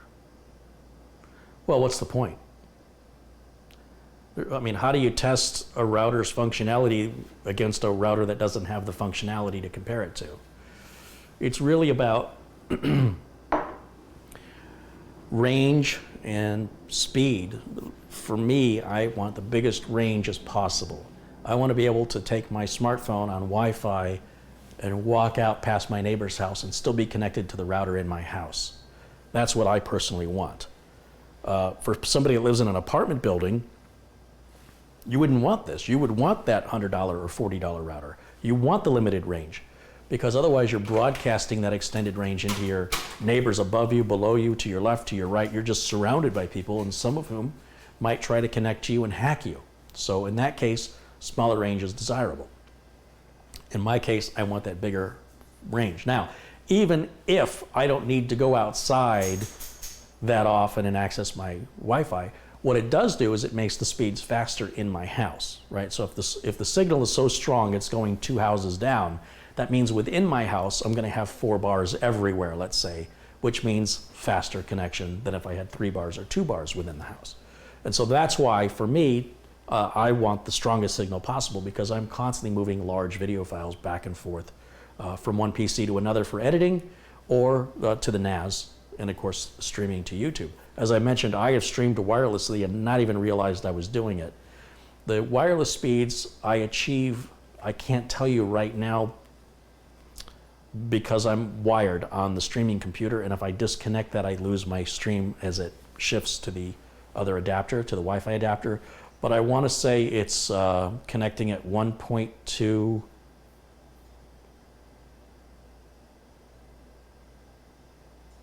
What is it? I think it connects at, well, it's well over a gigabit a second. So it's faster than a wired connection, but because of all the overhead that Wi-Fi brings with it, it's not, at least on this case, it's about as fast as a wired connection. It implies it's like twice as fast or 1.5 times as fast as a wired connection by the raw numbers, but the actual throughput is very identical to a wired connection. It's so impressive. So can I go faster? That's what I want to find out with this router. I don't know if I'm reaching the limitation of the Wi-Fi card or reaching limitation of the Wi-Fi router. So if I establish the same speeds between the two routers, then I know it's the card.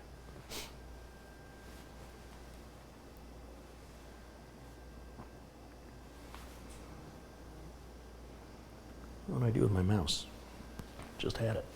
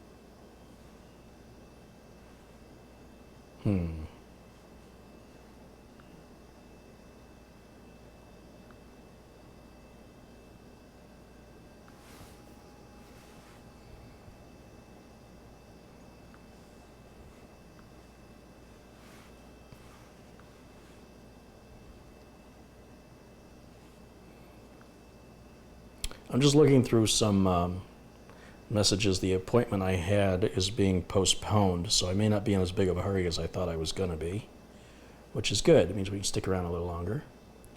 And I'm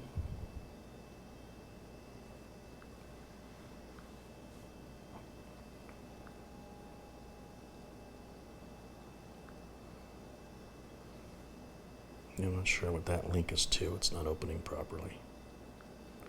Okay. Yeah. Good. So, where was I? I was grabbing my mouse.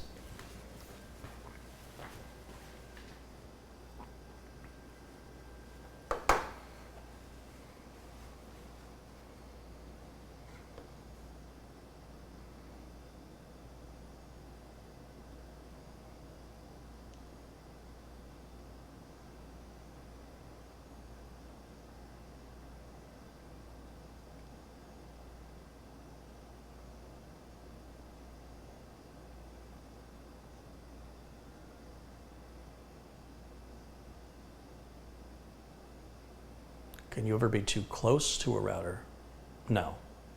but it doesn't make sense to use Wi-Fi. If I had a laptop right here on the table next to me, or even this desktop, I'm so close, it doesn't make sense to utilize the slower Wi-Fi.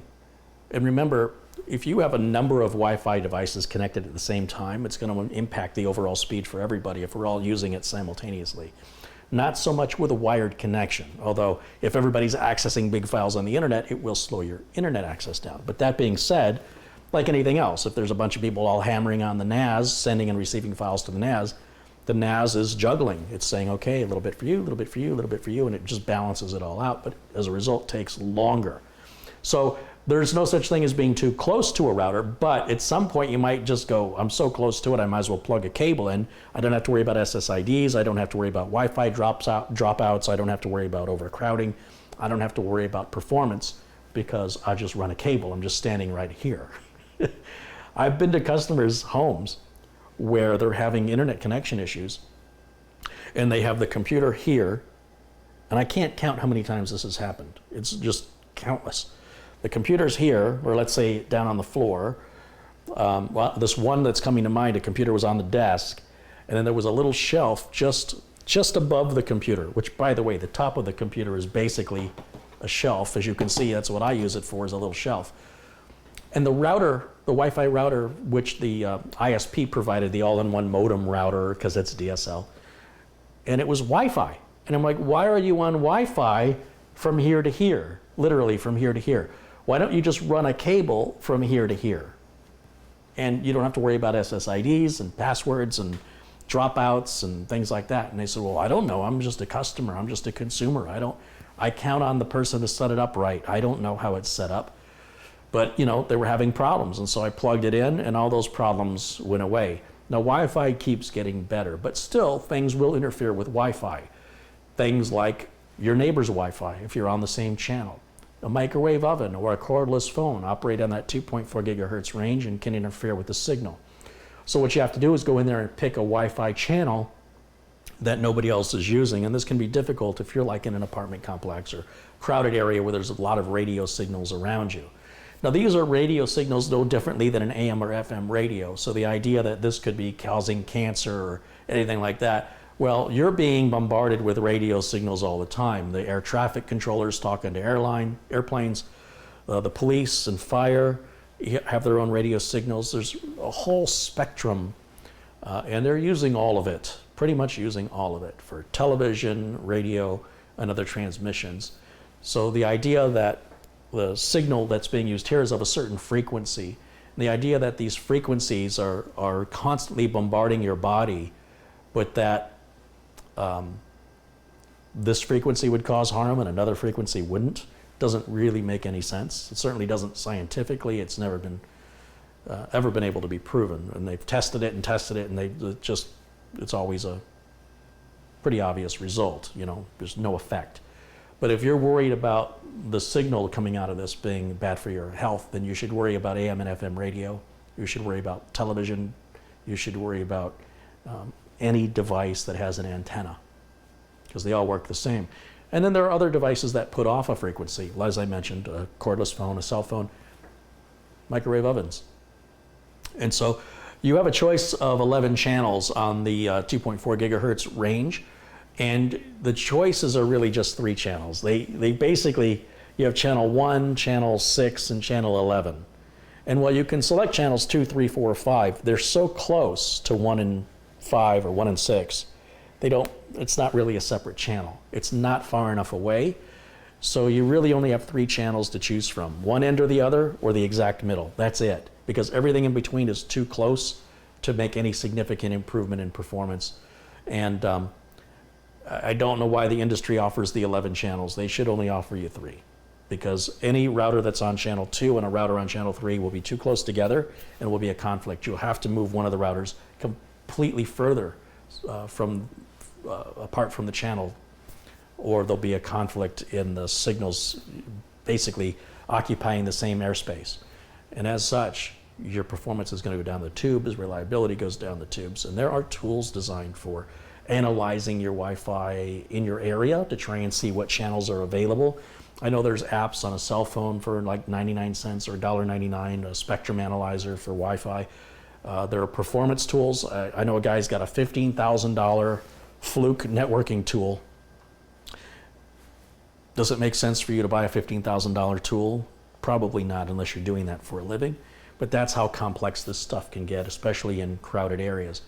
The router should be able to find its own empty channel, but it's my understanding it only does that at power on. So in other words, if you've turned the router on 6 months ago and you've since had neighbors buy their own router and their router defaulted the same channel as yours, the only way you're going to change that is by manually changing it or giving the router a chance to reset itself by, well, not resetting the router, but by turning it off, leave it off for a minute, turn it back on, and there should be an auto option in a nicer router should have auto for your channel selection on your Wi-Fi. But again, the auto function only works at power on. So if it selects channel 6, let's say, because 6 was available on the day and time you did that, and then your neighbor gets a router and they turn theirs on channel 6, you're going to have issues. And the best thing you can do, you know, we always say it in the IT industry is, have you tried turning it off and on again? Well, by turning a router off and on again when it's got an auto channel selection, forces it to rescan for unoccupied space and to adjust its channel. It doesn't monitor it 24/7. I want to emphasize that. It only does it at power on.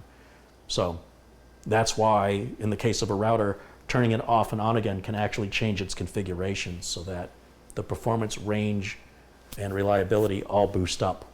And you're like, oh, I don't know what happened. I just turned it off and on again. Well, you told the router to reconfigure itself based on its current environment. Likewise, if you took a router and you moved, so you're going from, I'm going to move out of this apartment and move into that apartment, you would want to have the router readjust for that environment, which would happen automatically because you've unplugged the router, loaded it in your car, got to your new location, plugged it back in, turned it on, it should auto scan once again. Now, the real cheap routers don't do that, I don't think.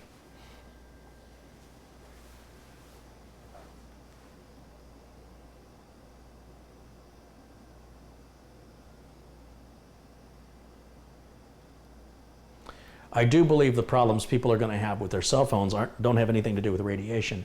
I think the problems that we're going to see are going to be significant, irreversible damage to people's eyes. I think that's what's going to occur over years and years and years and years and years, over decades of using a cell phone. This younger generation that's brought up with it, I thoroughly, honestly believe that we are going to discover new eye-related and irreversible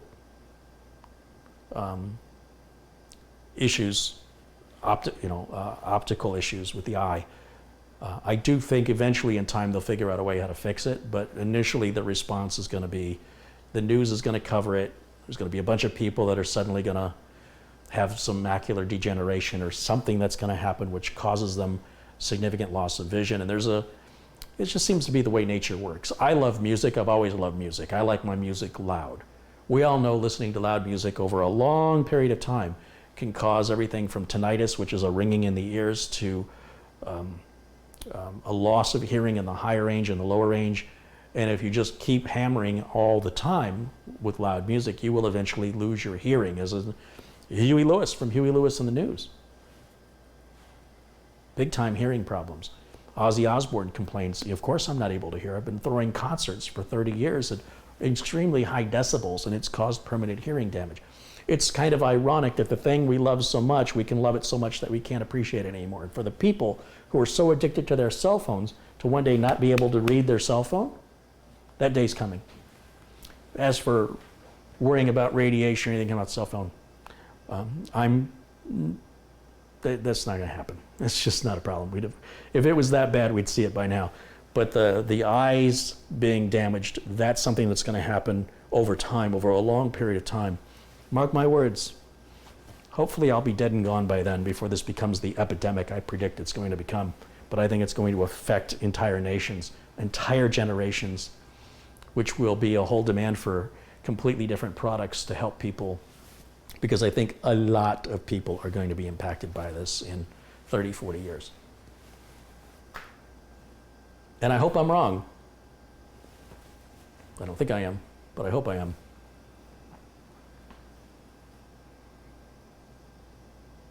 What's the best speed for live streaming? You know, it depends what quality you're live streaming at, how many frames per second and at what resolution, and all that information is available on the streaming service that you're using. So what's good for YouTube may not be ideally good for Twitch or Ustream or Vimeo or other streaming services.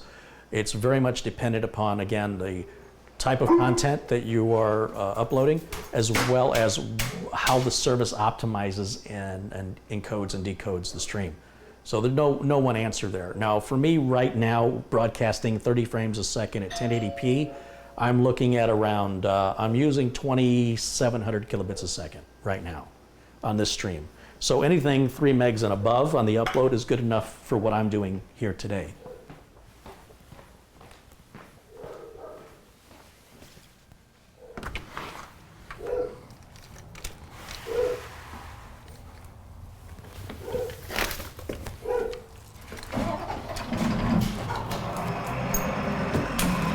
That's the UPS truck. Okay.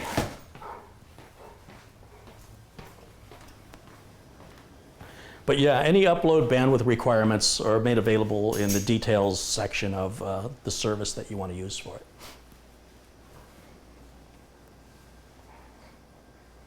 Is it safer to read e-ink on Kindles instead of cell phones and LCD displays? I don't know. But I do feel like a backlit display that's being read constantly makes it harder for me personally to read non-backlit displays. So I love my Kindle book reader, which uses the e-ink, and the newest version of that is backlit, so you can read it at night.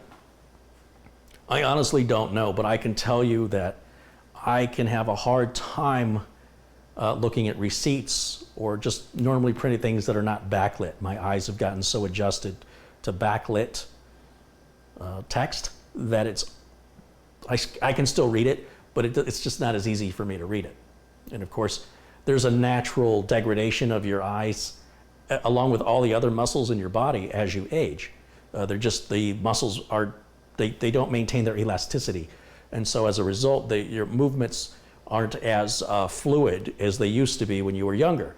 That's a natural process of aging, and there may be nothing you can really do about it.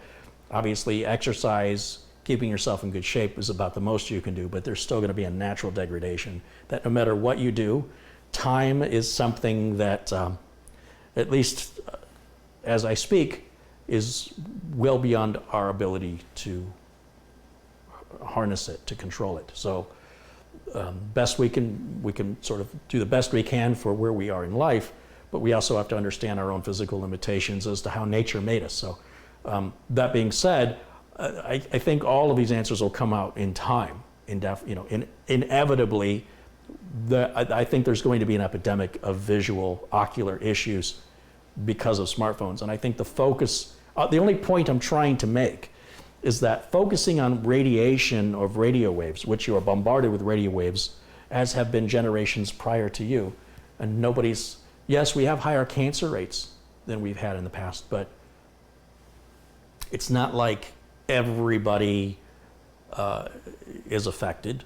And why are some people affected more than other people? And there may be some other environmental issues, which I'm guessing could be anything from diet to physical location of where you live and drinking water and what you're surrounded by. So obviously, if there's a town where everybody in the town gets cancer, there's a problem in that town. It's not because everybody in that town had cell phones, because what about everybody else with cell phones?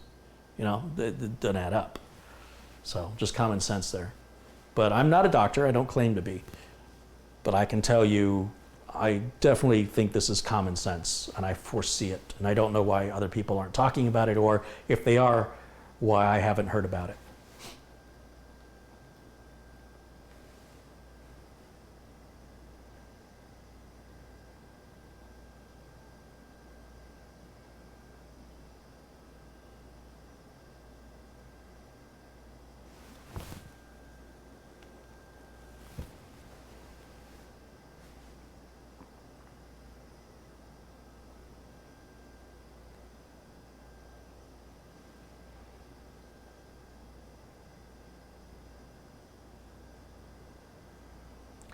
Do monitors damage eyes too? I think the overall gist of what I'm trying to say is that anything you do as a human being that you do without moderation will come back to you in a form of a physical health issue. We already are aware of things like repetitive stress syndrome or carpal tunnel syndrome, where somebody typing all the time in the same position ends up having problems with the tendons in their hand. We know that being sedentary, we know that sitting all the time can create back issues, and there's posture issues, and we talk about ergonomics. Why do you think we talk about that? This isn't just about comfort.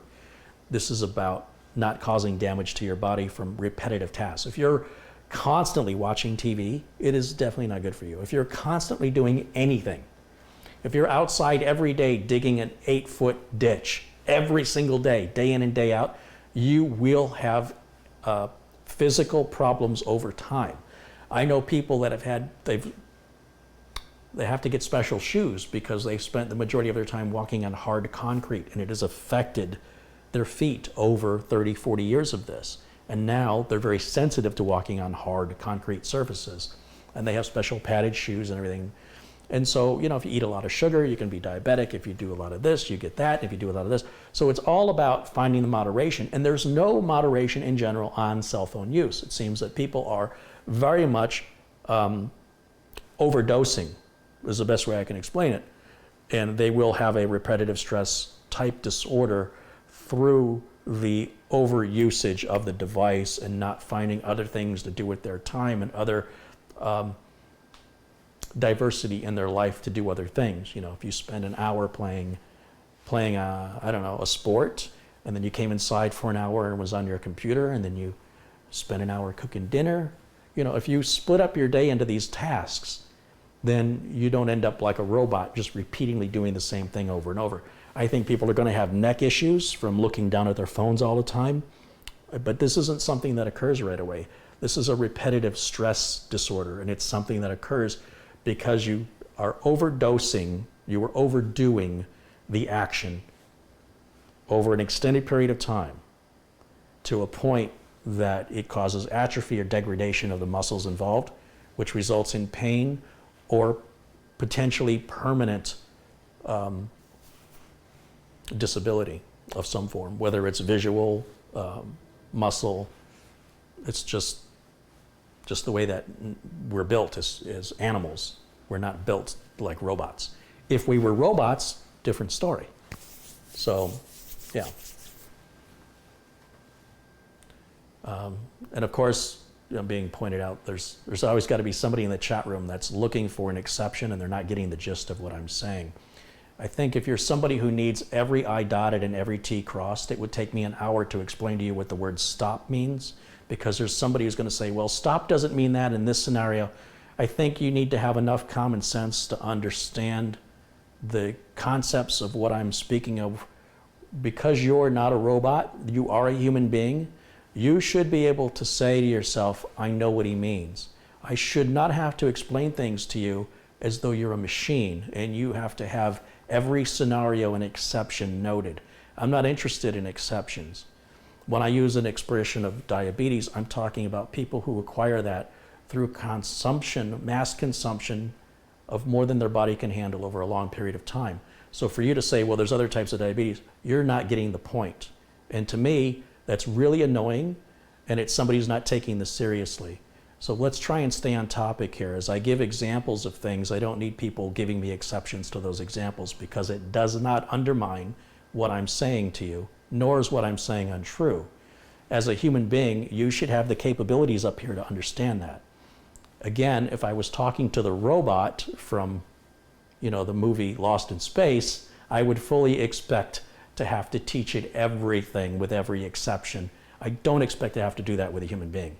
But apparently, for some people, it's necessary.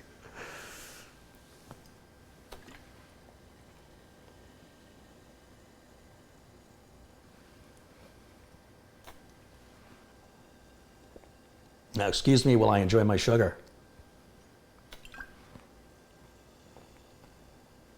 What's interesting is the power of the the pleasure centers in the brain. This brings me joy. It makes me happy, so I drink it. I try to drink less of it, but I also don't think there's any point in living a life if you're not finding enjoyment from it. So if you find that enjoyment from music, if you find that enjoyment from food, it's all about moderation. It's not about, I'm going to cut that out of my life entirely, because at that point, in my opinion, what's the point of life? So it's about finding that balance. And I'm afraid, from what I'm seeing, there's no balance on the majority of, especially the younger generation with the cell phone. There's no moderation there. It's tethered to them in a way that I believe, I truly, honestly will be surprised, like completely surprised, if there aren't serious side effects to that in 20 or 30 years. Maybe not 20 or 30 years from now, 20 or 30 years from the generation started this. So when people started walking around with cell phones, which is about 10 years ago, and I say 20 or 30 years from 10 years ago, so we're looking another 10 to 20 years before we start seeing the news of these epidemic diseases that are caused by this repetitive, as would any repetitive task. This is just the repetitive task of the times.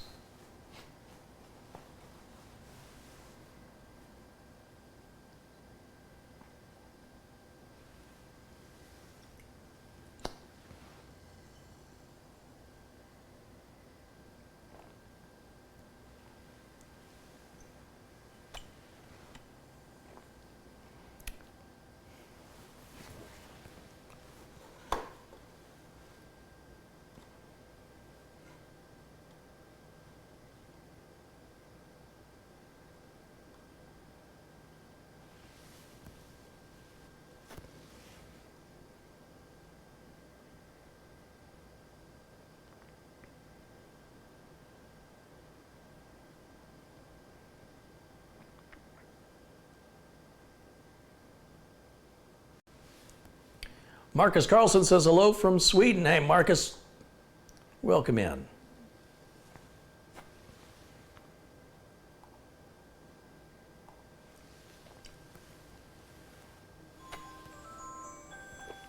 So that's my alarm, which was set because I know I had to get to this other appointment.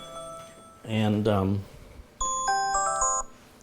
me turn that alarm off. Where's my alarm? There it is.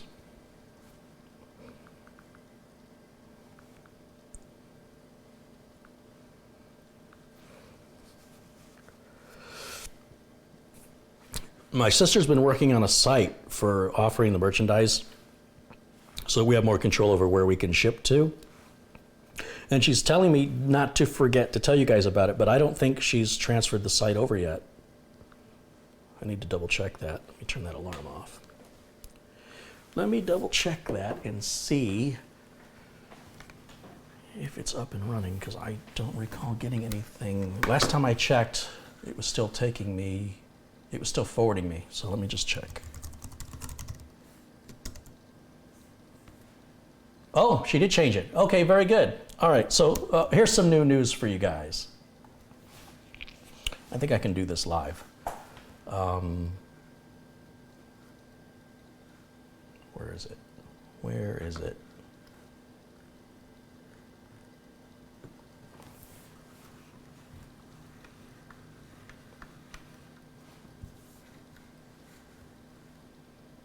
Here it is.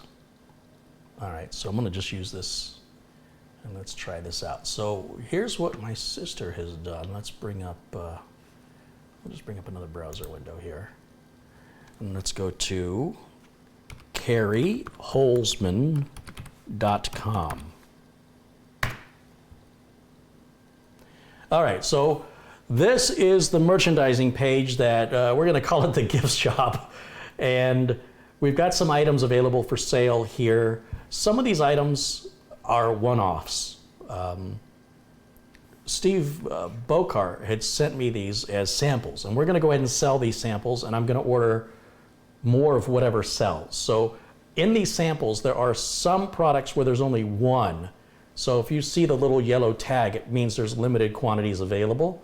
And these will ship anywhere in the world. And accordingly, she says she has all of this already set up. So if I wanted to buy one of these vinyl case badge stickers, I guess we just click on that. It gives us information about it. We can add it to the cart. We can view the cart. And you're able to check out just like that. And that way we can, as needed, collect your shipping address, I guess. She's got to have somewhere in here where you're going to put in your shipping address. I'm not sure how she's handling that. That's all on her, but that is up and running, and that will be a permanent part of my channel as a way to distribute swag. And people have been asking for it. I'm sure we do coffee mugs. I've got some other ideas for some other products I don't want to mention right now, but if you have any ideas for products you'd like to see offered, please feel free to leave it in the comments section below. Or I think Linda's hanging out there in the chat now, and you can certainly tell her directly. This is all her baby, and I'm letting her handle 100% of this part of the channel so that I can focus on creating the content, and she can focus on merchandising and editing, when I have these long marathon videos and taking out little bits to make, for example, quick tips, which we had fantastic two quick tips yesterday about the difference from purchasing off-lease computers to refurbished and why you might want to consider that to save money. You don't necessarily have to buy a brand new computer. You can get a pretty fast computer for a fraction of the cost if it meets your needs. That's a couple years old. So the question is that a good idea? And that was all discussed in a very long series of videos, and she has brought those down to a much smaller time frame, so it gets straight to the gist of it. John Craig wants to know, can you ship this stuff to the UK? I don't see that being a problem. Shipping to the UK is never a problem. In fact, yeah, there's her response. She says yes. Adam Wood says he loves the site. So yeah, we'll see how this goes. Nothing ventured, nothing gained. It's not really costing us much to. I've had the Carey Holzman domain. It's been forwarding to my YouTube channel, so now we're actually use it for something useful. And yeah, it doesn't really require a lot to keep it moving. But I would say that if it's if we're not selling items, then we're offering the wrong items, really. And that's what it amounts to. So we're not worried about it. Stuffed pets of Lyle and Jimmy. To create a stuffed, so there's a website that does that. It's called, well, there's a couple. One's called mypetsies.com, and they can make an actual replica of your pet, living or dead, with photographs. It's $200. I don't think anybody wants to spend $200 for a stuffed Lyle or Jimmy. And they're not life-size, they're, anyway. It's got to be affordable. Can you ship to Ireland? Yeah, if they can ship. So Ireland, last I checked, is part of the UK, so it shouldn't be a problem.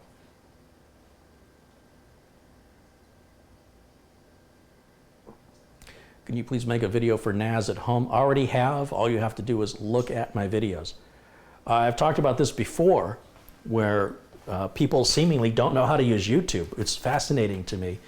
But, just going back over to this other computer over here, just to give you an example, I've got over 650 videos available for you guys.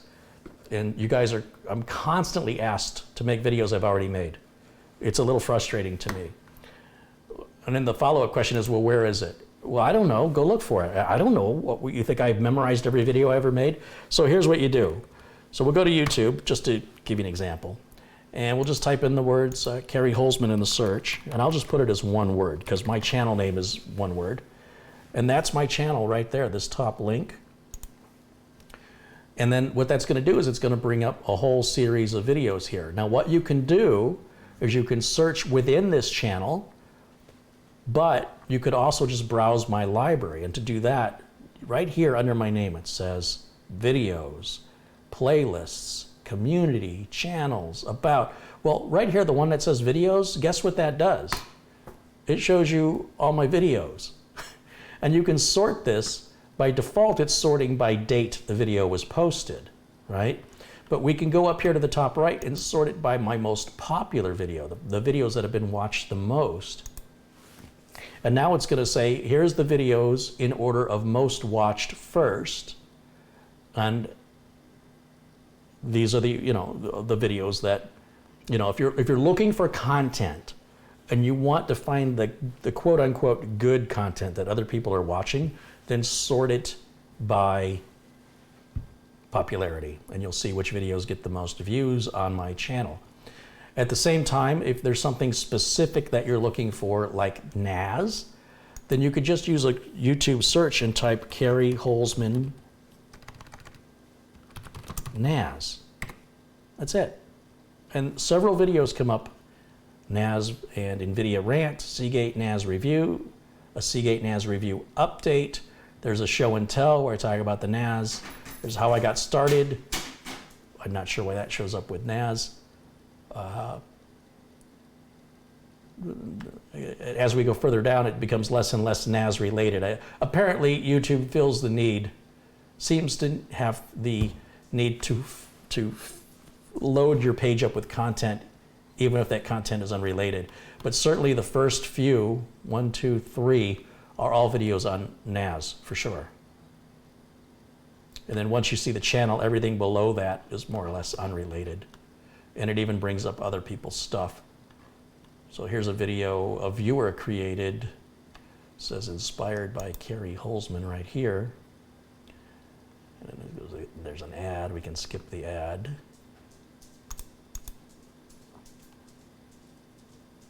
How cool is that? So that's how you use YouTube. It's very, very simple. And, I'm a big believer in teaching a man to fish. And I think you'll find after 650 videos and 10 years of doing this, most of the requests I get have already been done. So you should automatically assume I've already made a video about whatever it is you want, unless it's some brand new tech. And even then, I'm typically not a person that jumps right into brand new tech because it costs a lot of money. And I don't have any sponsorships here other than what you guys contribute to the channel.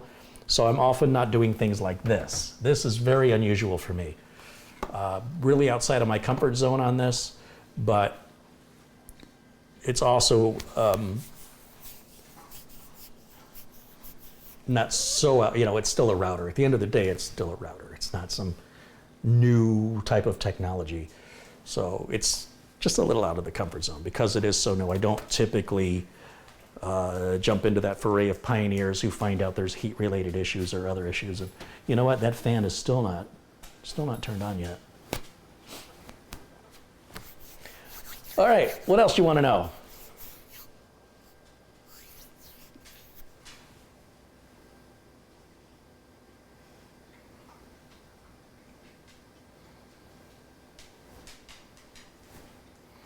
A lot of wins says, I like the videos of cookies for Lyle and Jimmy.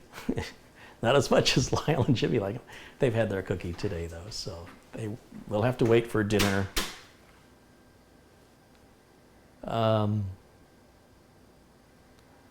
What else have I missed?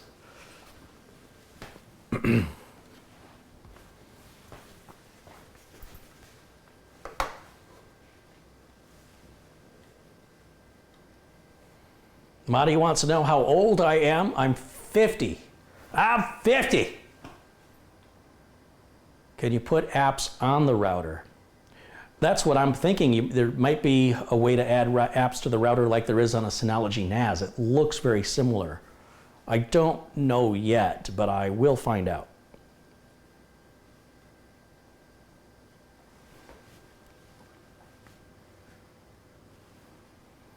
So you see, there's a person in the chat room here named Madi Yoel, and Madi is the person I was speaking to on the phone during the customer consultation video. And when I'm done here, I need to call Madi so we can get parts ordered for him and get his build started. That'll be the next build you see here on the channel, will be the one here for Madi.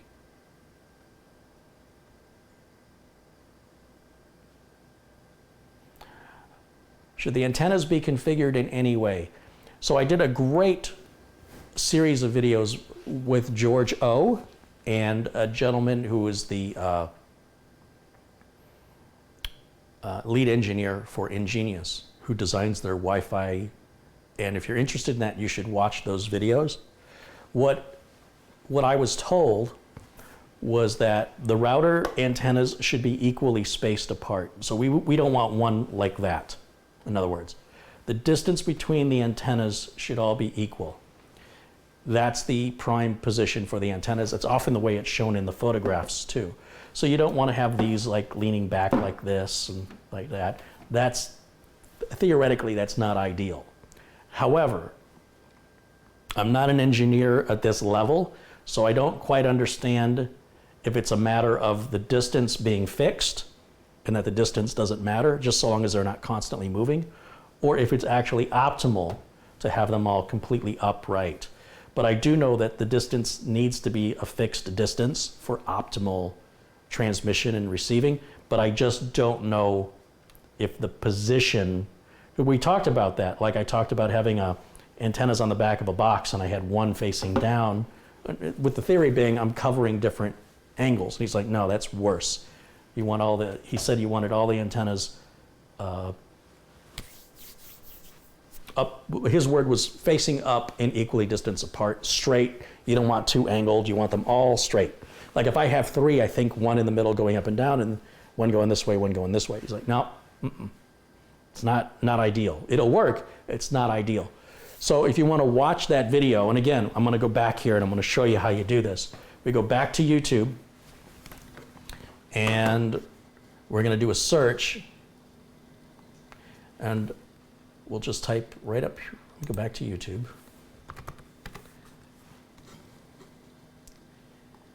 And up in the YouTube search bar, just type in Carey Holzman Wi-Fi, and you'll see all the videos I've done on it.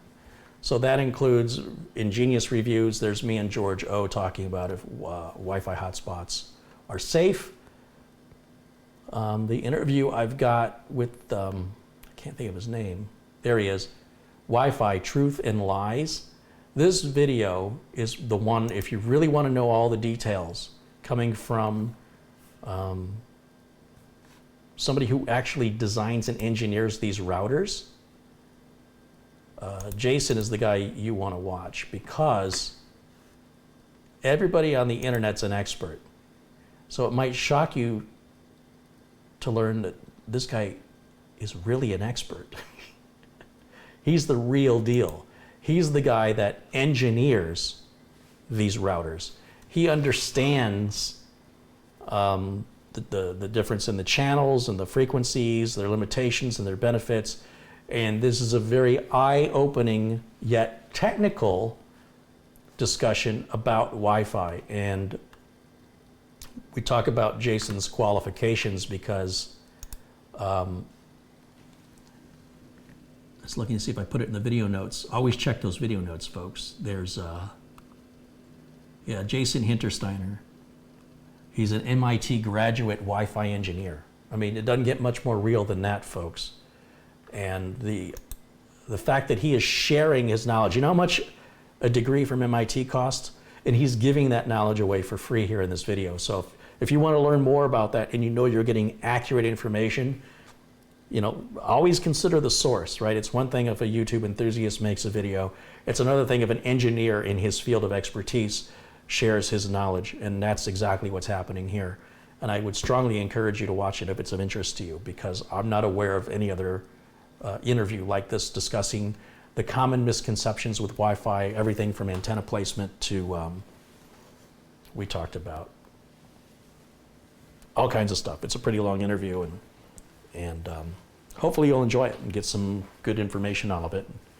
If not, you can demand a refund for what you paid for it. You can get your $0.00 back if you don't like it, but it's all real. It's all real.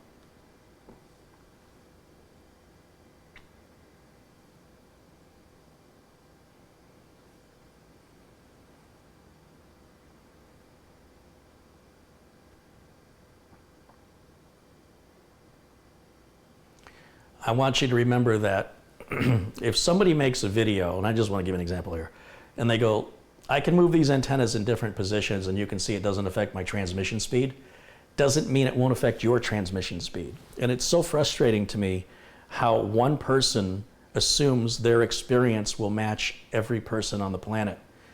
With different environments and different surroundings, different needs and demands, this is such a narcissistic attitude of living in a bubble where no one else exists but you, or the people that exist exactly the same that you do. We all eat and enjoy the same things. We all see and feel the same. We don't. We simply don't. And so when you speak to a real engineer, a real one, not one of these wannabes that make YouTube videos like me, when you speak to a real one, they explain in the real world, you have to accommodate all different kinds of scenarios, whether they're environmental scenarios, use case scenarios, demands that are placed, and how the device is being used. And so it is possible for you.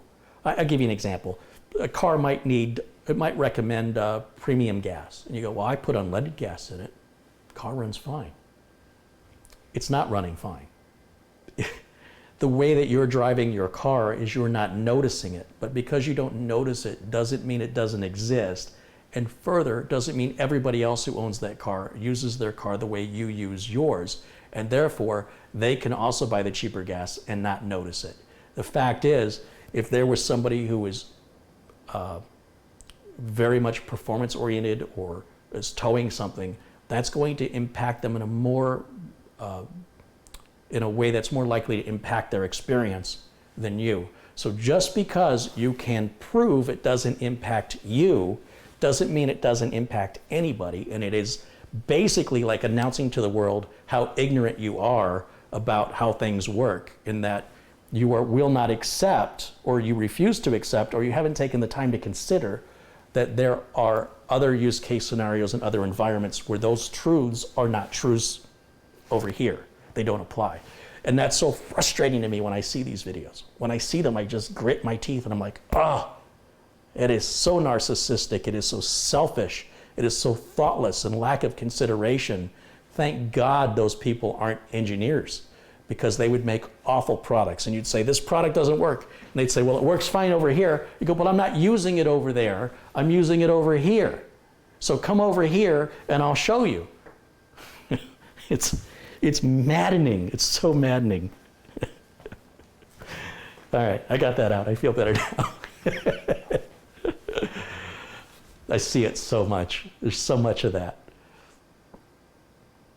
Your experience is your experience, and it doesn't belong to anybody else. Let's just make sure we're clear on that. If somebody comes in and says, I don't like the content of your channel, you're losing subscribers. No, I'm not. I'm losing you. The other subscribers can leave if they want. You don't lead them. It's a weird mentality. It's strange. People are like, well, this is how I feel, and if I feel this way, then everybody feels this way. No, the world has never worked like that, and I wouldn't want to live in a world like that. So, does the router have a larger coverage area? Steve wants to know. I don't know yet, and when I put it in use, I'll find out. What I'm going to do is I'll just walk outside with my cell phone, with my router the way it's configured now with the Asus router, see how far I can go before I lose signal. Then I'll run that same test, very anecdotal test. It's not very scientific, but it's real to me. And I can say, yes, in my environment, where I place my router and how I have my router situated, and with the things I'm surrounded with, I can go further or the same distance or less, and I can report back on that. That's part of what I plan to do with the router. As for any ping difference, I don't really have any way to test that. I'm not a gamer, so I don't know, as for the gaming functions of the router. Many reviews have said that if you're not gaming, then don't waste your money on the router, that buying the XR700 would give you all the benefits without any consequences, and that this was really just for extreme gamers only. But I wanted to see for myself, and yeah, because I could. Phil Clare says, hey, Carey from Kentucky, I got my case badge. Pictures will be coming. Love the videos. Keep them coming. Thank you, Phil. Thank you for your kind words and support.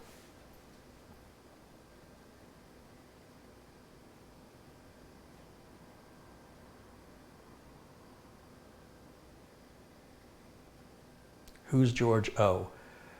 George O, O-U. That's how he spells his last name. He's a journalist. He's a freelance journalist in technology, and I like George because he's very unbiased. He's only after the facts. He's not after people's feelings.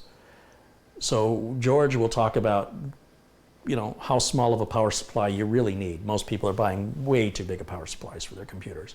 George will talk about you don't need to buy a webcam if you just buy like an IP cam and hook it up, and you can use it and save a lot of money and get better or the same picture quality. George goes after that sort of information, and he's doing it not in theory, he's actually doing it. Now, for me, some of George's things don't fit well in my situation. As a managed service provider, I am not providing a client with some hack of an IP camera to use as a webcam. We're just going to buy a webcam and use it. It's cleaner, it's plug and play, it's less time involved. But he does show that you can save a lot of money. Some of these products are misleading, especially when we talk about Wi-Fi speeds. He talks about that. And George had made a review of a microphone. He thought, it was a great microphone for $30. I bought the microphone. I thought it was crap. He goes, well, what I meant in my review was it's better for people that are traveling with a laptop and they want better audio quality than the built-in microphone in the laptop. It's better than that.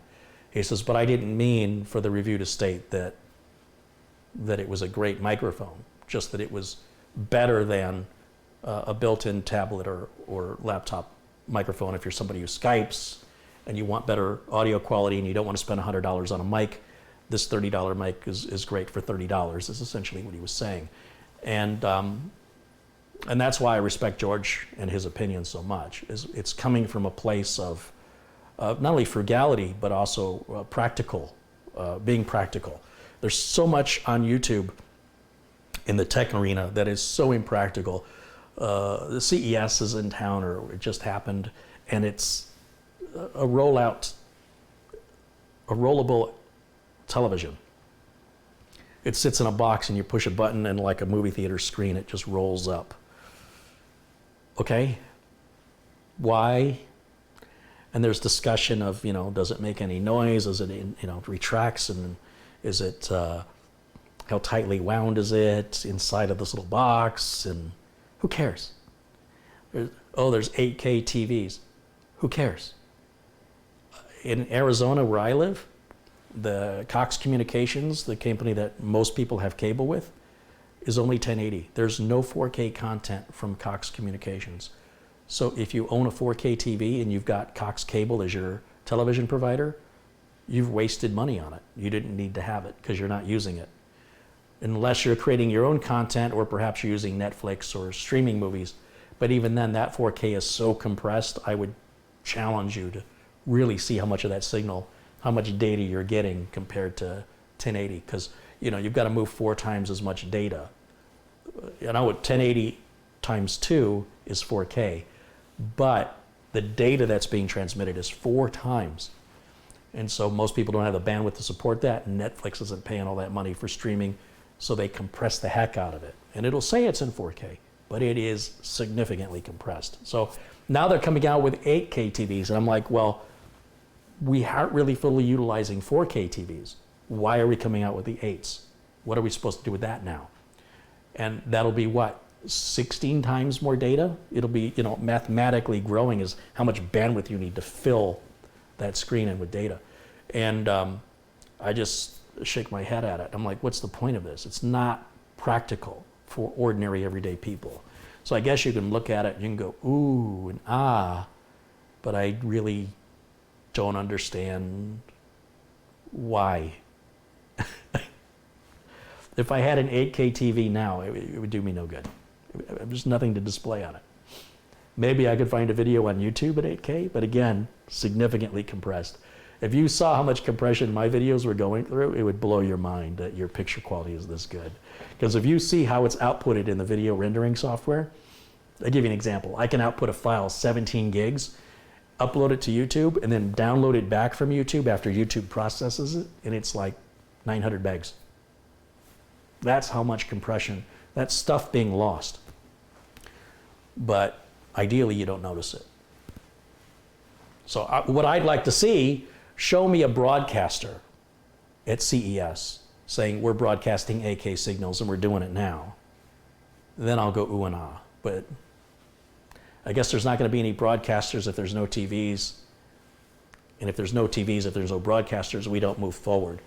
But again, the oohing and the eyeing, I just don't get it because I don't know what practical application that has. It's not like I look at HD and I go, this looks awful.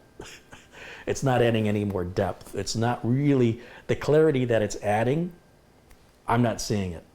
Although I have seen 8K TVs at Best Buy 2 years ago, so I don't know why they're all the rage now at CES this year. They're not new.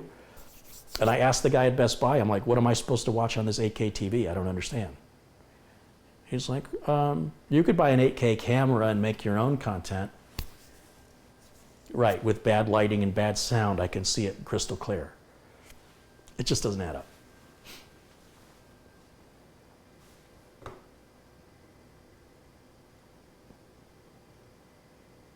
Do you think modems that are 8x4 upstream and downstream are good for these days' needs?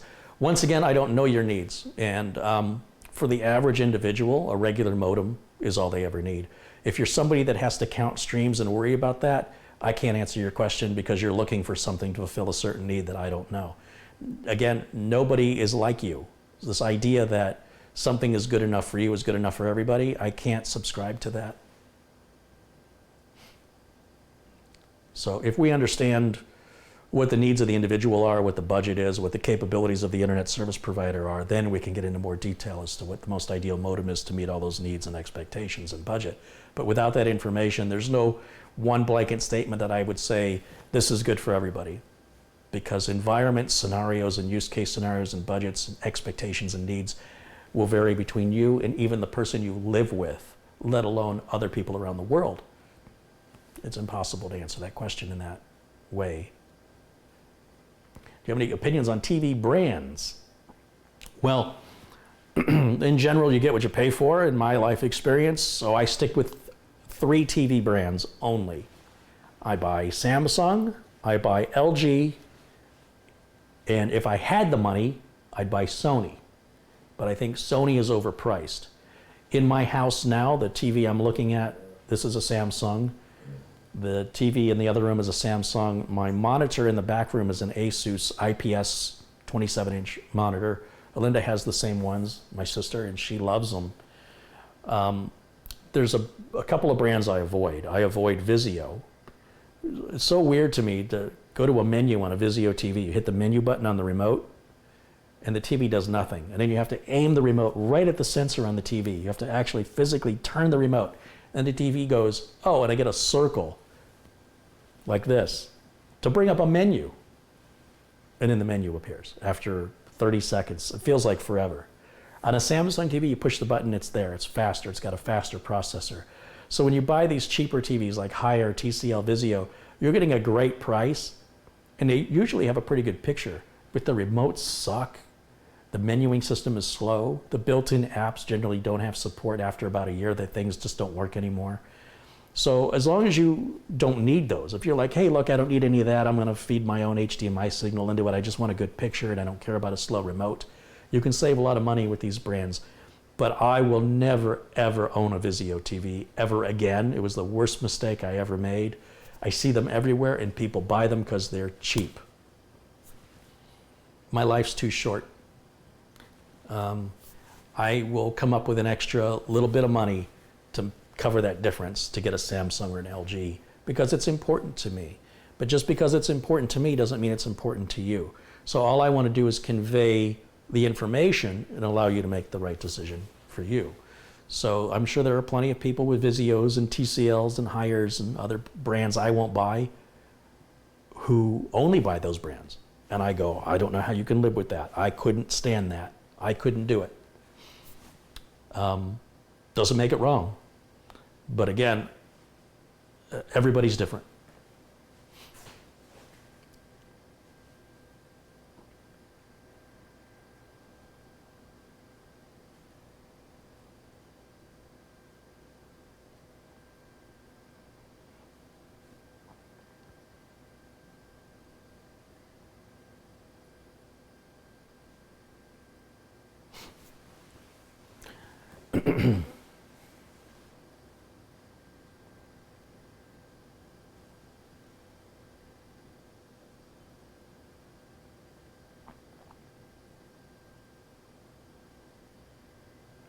Love the shirt. Was this the birthday gift?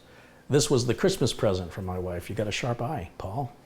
It's absolutely first time I've worn it today.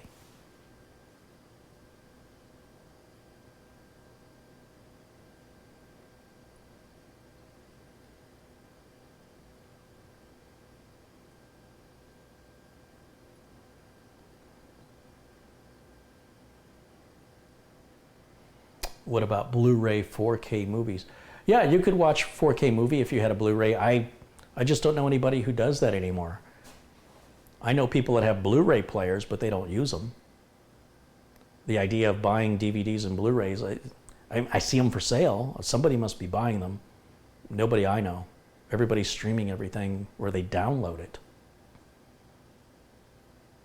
But, you know, people that say, oh, I'm happy with my Vizio TV, I could come over to your house and I could show you the things that I use a TV for, and I could demonstrate to you why your Vizio TV sucks. But you'd say, well, I don't use my TV that way. And I'd say, well, you're right. If you did, you'd be as unhappy as I am, but you don't. That's why you can't make any of these statements about what's a good modem or what's a good processor, or what's a good GPU, because you don't understand how other people use it. You only understand the way you do.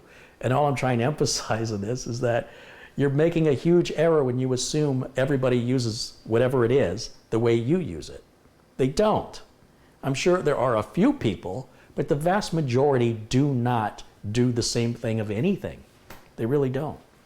That's the beauty of being a human being, is that we're all not the same. We have different tastes, different likes, different things appeal to us.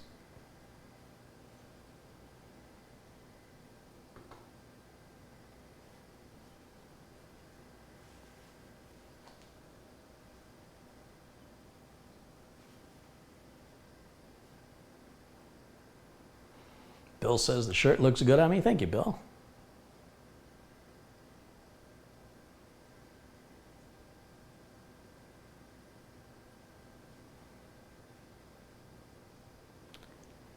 Emerson.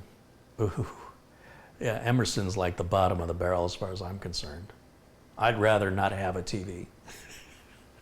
I'm a little bit of a snob. Look, when I go to buy a TV, I'll give you an example. Subaru Mike, he says, hey, I'm at Costco and they have a 65-inch Samsung TV for $799. Should I buy it? Do you want me to pick you up one? And I said, how many HDMI ports does it have? He goes, 2. I go, that's why it's $800. He goes, well, what does that mean? I go, that's an entry-level TV. It doesn't have a lot of features. It doesn't have a lot of ability to add on to it. It's very limited. He goes, well, what am I going to plug into it? I don't know what you're going to plug into it. I'm not talking about you. I'm talking about me. You asked me if I wanted one. No, it doesn't have enough HDMI ports. Okay, so he says, should I buy it? I go, look, man, buy it if you want to buy it. I don't know what to tell you. I'm sure it's a great TV. It'll have a great picture. It's got YouTube and stuff all built into it, and you'll be able to sit at your couch and watch videos, and you know, you can even copy movies onto a USB flash drive and plug them right into the side of the TV and it'll play them. Vizio won't do that. Samsung and LG will do that. And he says, do you think I'd be happy with it? Now, I know Mike. I don't know you guys. I know Mike. I said, yeah, I think you're going to be happy with it. For example, I know Mike puts an over-the-air antenna on his TV. He doesn't pay for television. And he doesn't have anything to plug into the HDMI port. He doesn't have a Blu-ray. He doesn't have an Xbox or a PlayStation. So what difference does it make how many HDMI ports he's got on the TV when he doesn't use a single one? So I said, if you're asking me, is that a good TV? Yes, it's an entry-level television that's 65 inches. That's why it's that price. It's a good TV, yes. Will it meet your needs? Probably. Do I want you to pick up one, two of them, one for you, one for me? No, it's not. I don't want the most expensive TV. I'm not such a snob that I'm like, oh, I need to have OLED. I don't need to have OLED. I don't need to pay $2,400 versus $800. But on the other hand, I need more than 2 HDMI ports. So you have to understand what your needs are to understand which product fits that best.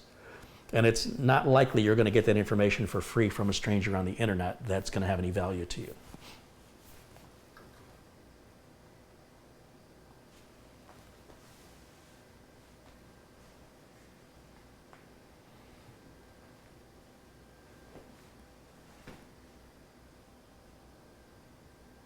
Is the NETGEAR Nighthawk Pro Gaming XR700 any good?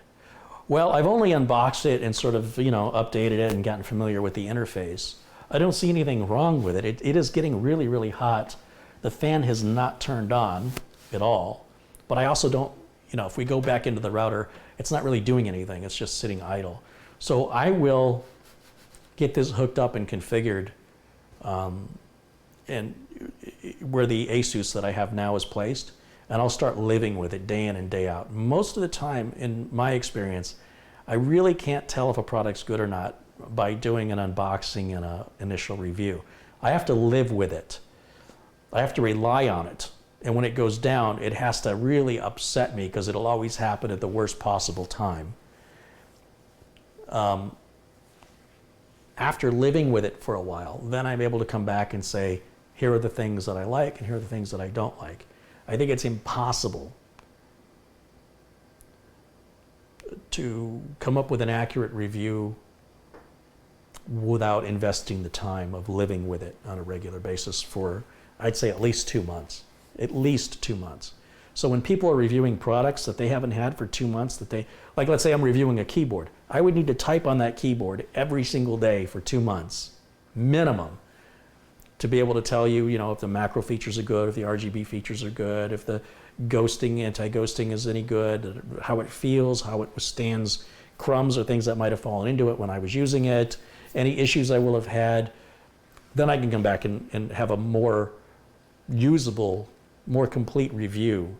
If you compress it down into a little tiny bit of time, by you unbox it, you plug it in, do you like it? Ignorance is bliss. So unless it was DOA, I don't know how you could not like it right out of the box. So that's my goal, is to use this for a couple of months, and then I'll report back on whether or not I want to stick with this or put the Asus router back. But got to give it a fair shake, and a fair shake is not going to happen in under 2 months.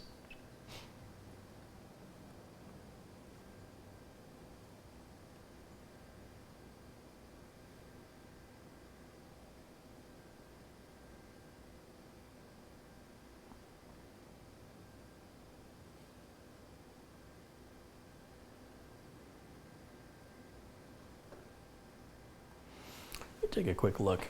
I know those TCL brand TVs are sold in Walmarts, but I don't know who actually makes them. I had a Hisense branded TV for a while. It was very, very cheap. And I mean that both figuratively and literally. And I was happy when I bought it, and I was happy when I sold it. When I bought it, it was like, hey, great deal. And then when I sold it, it was like, yay, got rid of a crappy TV. Living with it day in and day out, the little things start to get bigger things. Little annoyances become bigger annoyances over time. Things that you might say, well, I guess that could be better, become, I can't live with this anymore. And that's why these reviews that are done when you haven't spent time with the product, enough time, they're just worthless. Let's see, TCL Corporation,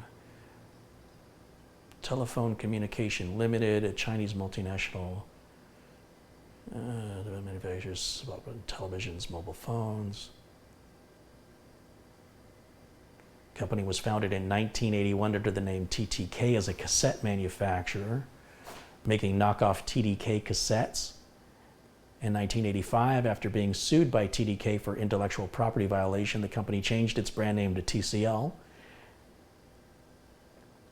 Began making electronics for the Chinese market during the 1980s. Started to sell overseas in the 2000s.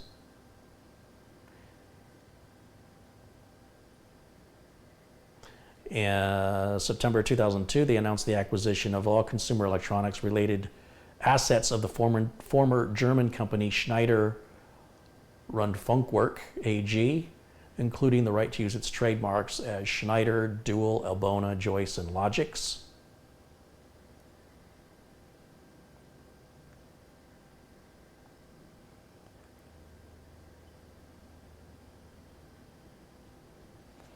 In 2016, TCL reached an agreement with BlackBerry Limited to produce smartphones under the BlackBerry brand.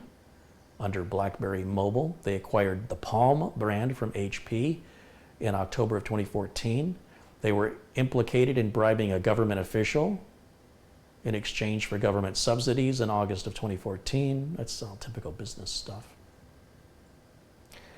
Basically, these brands like TCL, I avoid them because I don't feel any peace of mind for warranty. That's my main concern. When you buy like a big Samsung or LG screen, generally the warranty will be on site for at least a year. I mean, to try and move a big TV to take it in for service, I mean, I don't have a car big enough for a 65-inch TV to fit in. So somebody would have to come out on site to do that. I don't know who's doing that for TCL, if it's even available. And as far as I know, it's not done at all with Vizio, but I could be wrong on that. But there's other reasons I don't like Vizio in TCL and Haier and Hisense. And most of it amounts to functionality of the TV. And that's what, for me, is a deal breaker. But, you know, if you're, you know, the expression beggars can't be choosers, if you're in a situation financially that's, you know, you can buy either a smaller Samsung TV or a bigger Vizio, should you go for the smaller Samsung or the bigger Vizio? I can't answer that question.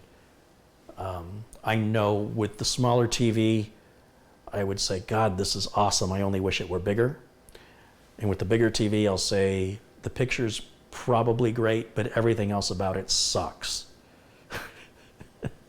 And limiting my ability to use the TV for things that I can use the Samsungs and LGs for, like playing movies plugged into a USB port without any sort of Plex server. It just automatically has the decoding built into it. The app's being updated, so as YouTube changes, the apps get updated, so my TV still functions with YouTube. I see some old TVs that still have a YouTube app that just won't connect to YouTube anymore, and the manufacturer says, tough luck. In fact, one of those TVs was an old LG. So even those name brands after a period of time will say, no, TV's too old, we're not updating it. So it's not like it's a guarantee because you buy a name brand that those things are going to work forever. Over time, they all drop support. But yeah, I had some weird issues with the Hisense TV. Over time, it just got buggier and buggier and apps wouldn't load. I'd go to bring up the YouTube app and it would start to load and the whole TV would freeze. And I'd have to unplug the TV and plug it back in again, which was really starting to get annoying. And I had to get an Amazon Fire TV stick to get YouTube to work. And then YouTube stopped working on the Fire Stick because Amazon and Google got into a fight over it.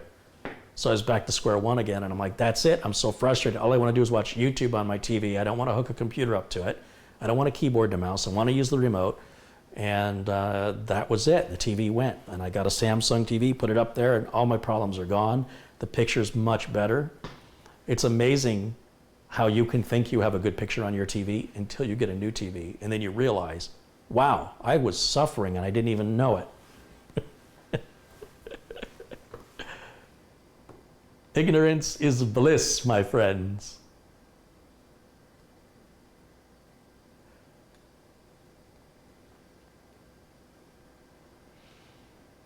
Charles says he's got a newer Vizio and it plays movies from USB. I can promise you, I can show movies on my Samsung TV through the USB stick. Your Vizio TV won't play. There's lots of different encoding formats, and so the Vizio TV plays this many encoding formats, and the Samsung and LG TVs play like this many encoding formats. So the variety of compatibility is much wider. I know that from experience. I was helping a neighbor with a Vizio TV just a couple months ago, and they're like, how come these movies won't play? And I'm like, you got to get a Samsung TV. Well, I thought this was a good deal. No, it's not. It's a cheap TV. It's cheap. You're just talking yourself into justifying that you got just as much for less money. You didn't. You paid less and you got less. That's fine, as long as you're okay with it, but it is in no way equal. It isn't. The features and benefits of the more expensive TVs are what you're paying for. It's not like they're just pocketing extra money. There's oftentimes royalties that have to be paid out for compatibility to some of the decoding parts of the files. And as such, some people say, well, I don't do that, so what do I care? Fair enough.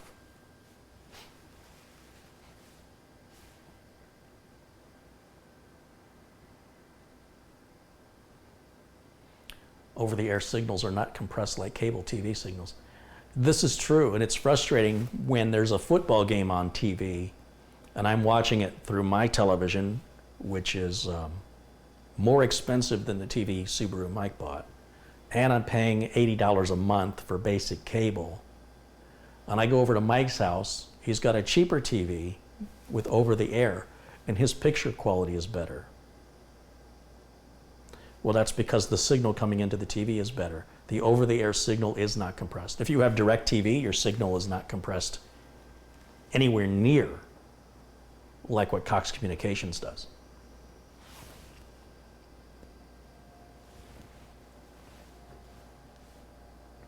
But I also have a variety of over 100 channels. He's got a variety of about 15.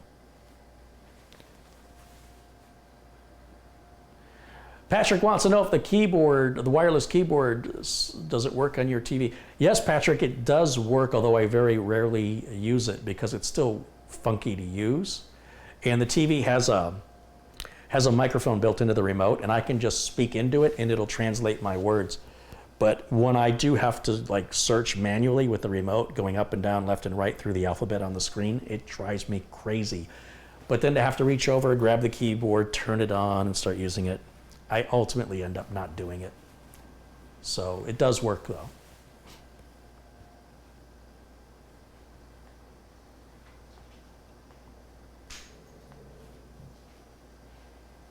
Jeremy says, I've got a Hisense TV, and so far for me, I've got no complaints with it. And I would have said the same thing for about the first, let's call it the first year. That's after the first year is when the problem started to surface for me, and the lack of support, the lack of anybody providing me any service. It was like, well, it was ultimately cheaper for me to just replace the TV than have somebody come over and fix it. But that's not to say every Hisense TV is going to have that problem. And again, what I'm using my TV for and how you use it are different. And so even, I gave the Hisense TV to a friend who's, doesn't have a lot of money. They live in an apartment, they live paycheck to paycheck, and they have a very meager existence. And I said, would you like this TV? I'd be happy to give it to you. Ecstatic. They're not complaining about it.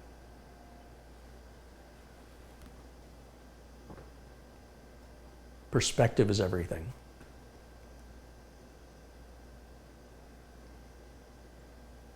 Can it be wall mounted? Can what be wall mounted? The router?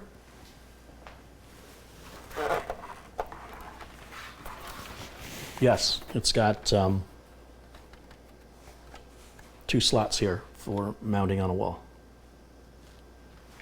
And a nice foam pad so it doesn't scratch the wall, and it keeps it a little distance away from the ground so it can breathe on the bottom. Fan is still not turning.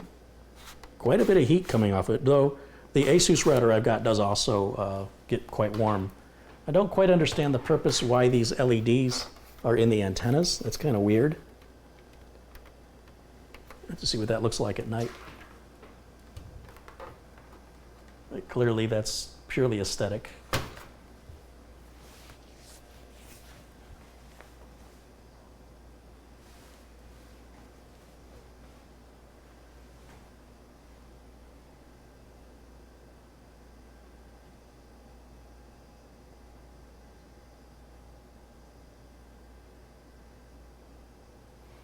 Carey, can you surf the internet on your TV? Yes.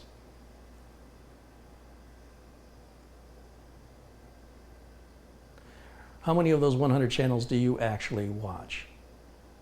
Well, there's the channels I watch. There's the channels my wife watches. There's the channels that guests watch. My wife likes the Hallmark channel, the Lifetime channel. The Hallmark's got a second channel. I like Comedy Central. I like watching sometimes A&E and IFC, sometimes ESPN, MTV. I like the show Ridiculousness. It is ridiculous. I'm trying to think some of the other channels I watch. But on occasion, there are some channels that are showing some old TV shows from back in the day. They have old Buck Rogers, old Battlestar Galactica, Three's Company. They had an old show I don't even remember as a kid. It was with, what was his name? Center Square and Hollywood Squares. What was that guy's name? Charles Nelson Riley had a sitcom. I had no idea. So I'm watching this old sitcom from the 70s. I guess my parents never watched it. I never saw this show before in my life. So yeah, you know, shows like networks like TV Land, some of the game show networks. Sometimes I will flip it on Peppa Pig for about 2 minutes, and then that's my fill of Peppa Pig. But I keep getting drawn back.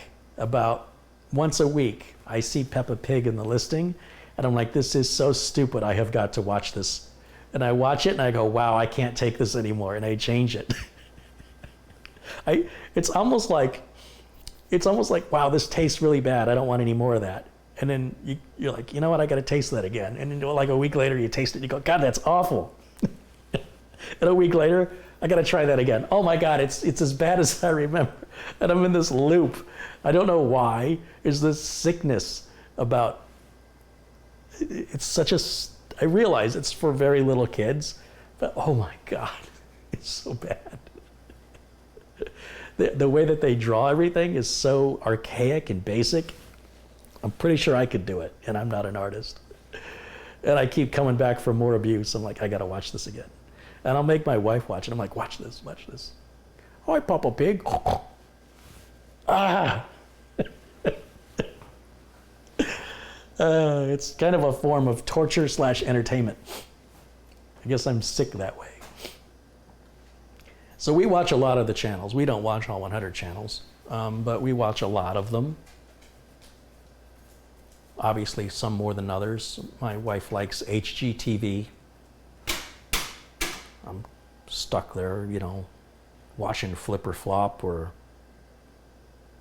you know, I can't think of Property Brothers, stuff like that. What else? Comedy Central, Cartoon Network. I like South Park. I like Adult Swim mostly.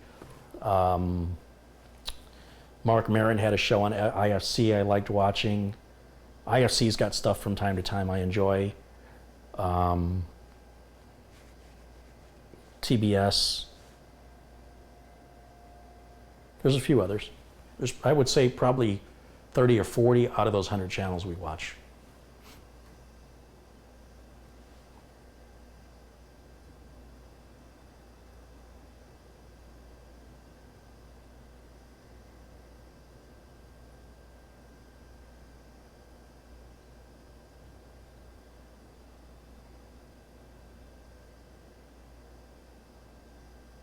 Reasons for the lights on the XR700 antenna is an FAA requirement, so low-flying jets will avoid it.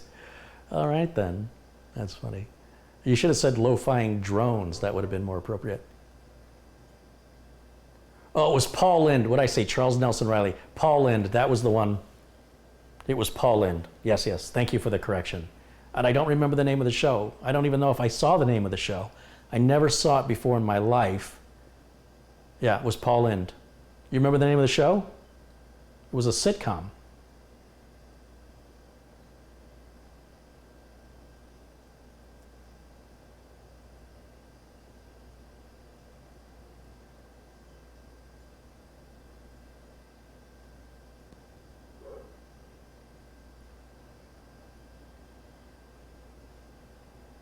Can I recommend an LG or Samsung to check out?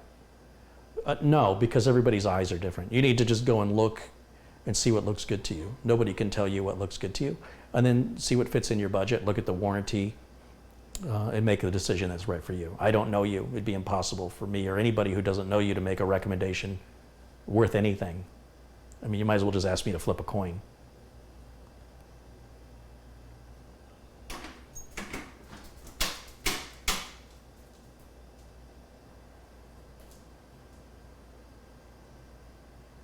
Steve Devine has contributed $2. Says, nice shirt, Carey. Keep up the awesome videos. Well, thank you, guys.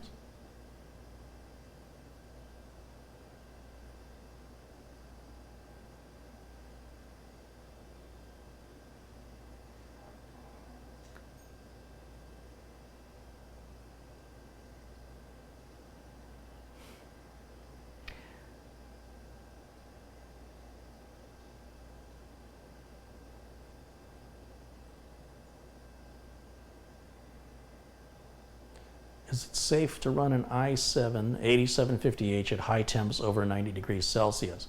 That's well within the engineering specifications of the chip. It's not ideal, but it's not going to hurt anything.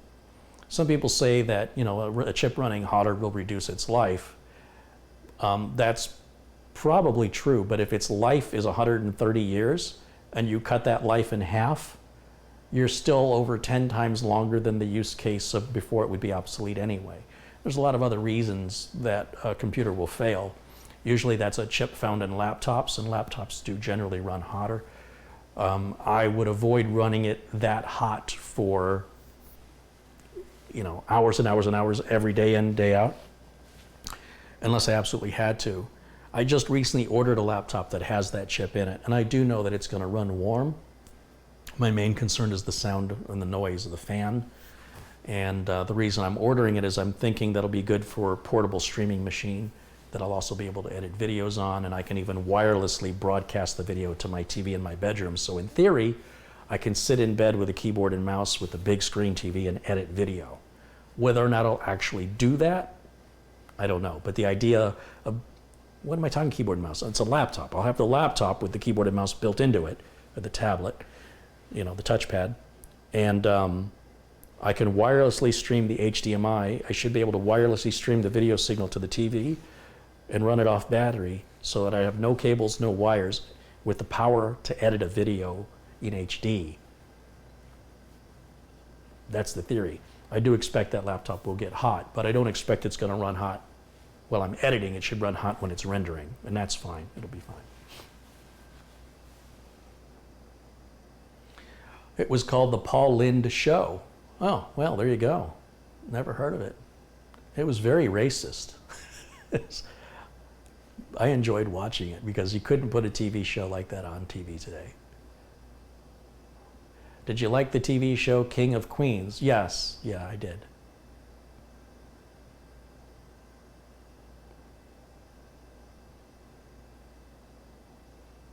It was on 1972 to 1973, so I was 4 to 5 years old. I guess maybe that's either we didn't have it on in our household or maybe it was past my bedtime.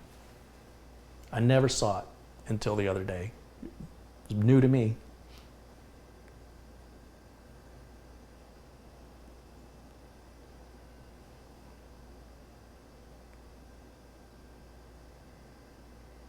All right, any other questions, guys? Or we're going to go ahead and wrap it up for today. And I will get in the process of swapping this out with the ASUS router so I can start using it right away and start establishing a baseline of opinion.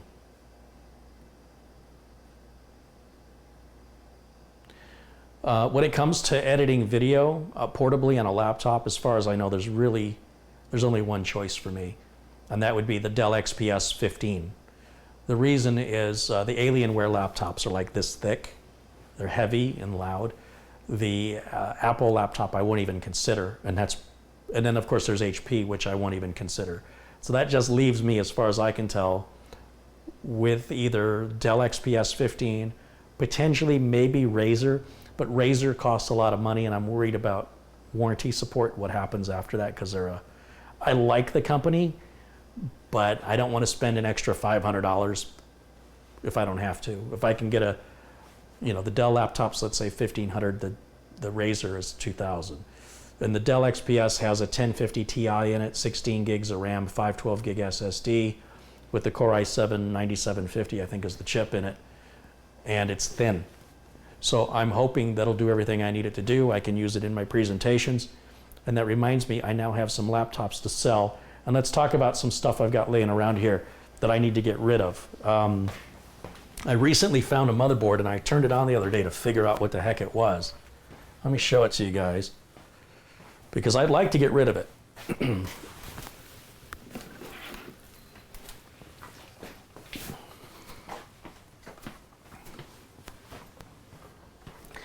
Now, I don't want to box this up and ship it because it'll cost more than it's worth. But if you're local to the Phoenix area and you'd like it, I will give it away. And what I've got is a Core Q6600. Each one of those memory modules is 1 gig, so it's got 4 gigs of RAM. It's probably SATA 1, it's pretty slow. It's a Gigabyte, what's the motherboard? It says it's SATA 2. It's DDR2 RAM. System works great. It's just slow as molasses. You know, putting Windows 10 on this is torture. It's still got a floppy drive connector on it right there. That's how old it is.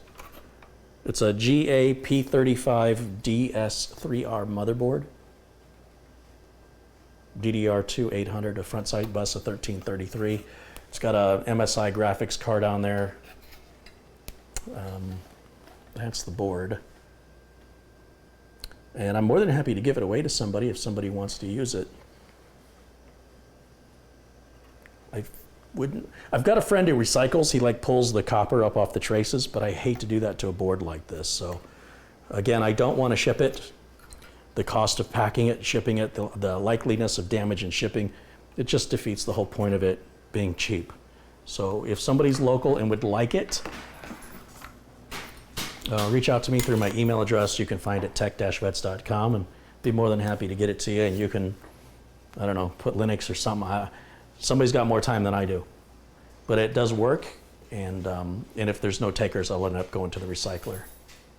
I also have a couple of older laptops, which might be good for some people. So if you're interested in that, those should be pretty easy to ship, but they're old. They work, but they're not rockets. They're not rocket ships. For basic web surfing, stuff like that, or playing around with Linux, they're probably fine, although I don't know with regards to drivers in Linux what's available for them.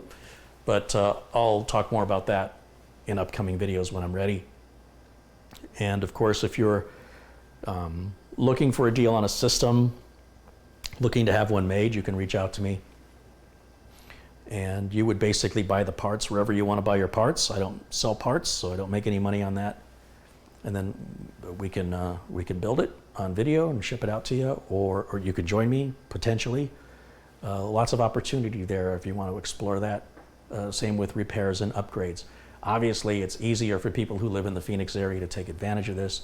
Shipping costs can be significant on a system. It usually costs me, well, you know, I sold that one system for $300, and I lost about $300 on that sale. Basically, the chip I put in there, the CPU was over $200. The RAM was $100. The motherboard was about $100. The case, though it was donated or submitted by Silverstone for review, has a value of $100. The power supply has a value of about $60.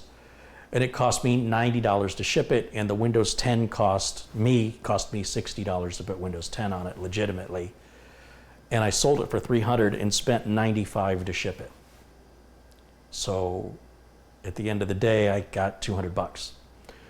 Way big loss for me, but it does give back to the community. I hope the person who receives it enjoys it. I do hope Philip Perez should have received his computer by now. I hope he has. The system I shipped out, the glass one I was just talking about, I think that one's not due to arrive until maybe today or Monday, I'm not sure. And then I've got a few other systems like this one here. This is an $1,100 CPU on here, which I can't really spin around because of the cables, but you guys saw me build this the other day. This was built in the Fractal Design Define C case with the Liquid Maker 92 all-in-one cooler. I've also got a GTX 1070 from EVGA in there, and 32 gigs of RAM from G-Skill.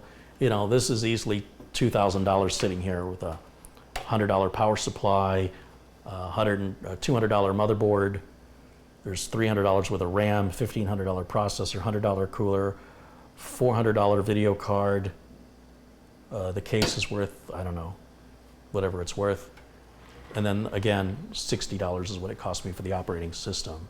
I do want to sell it, but trying to find a buyer for this is going to be difficult because it's so high-end, it's so specialized.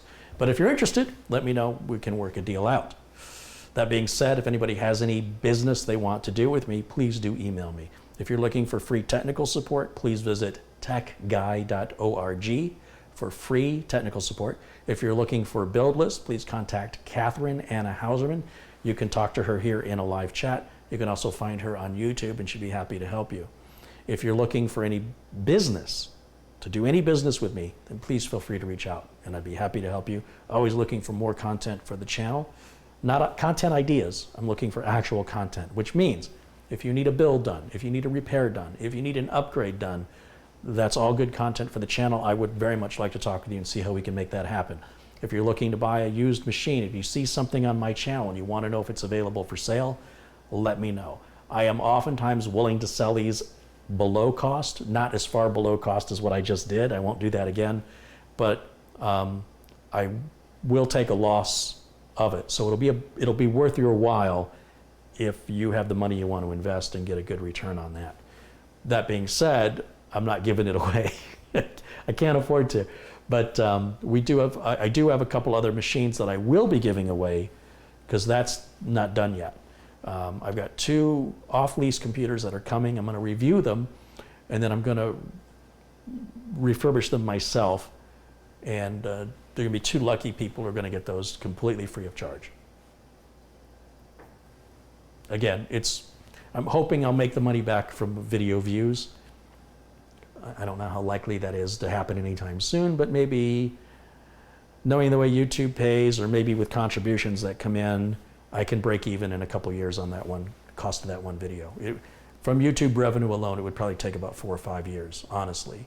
But it will eventually come back to me, and it helps people out. It gives back to the community. And at the same time, for people who aren't going to get one for free, you know what you can do to buy one very inexpensively as I demonstrate what I do. What I'm looking for when I buy the off-lease computer, what it looks like on the inside if you're going to buy what I'm buying, what you can expect to get for your money, the changes that I make before I send that on. One of those changes will be to remove the mechanical hard drive and replace it with a small SSD, which adds another $40. And then I have to ship it, which will cost me around $100 to ship it.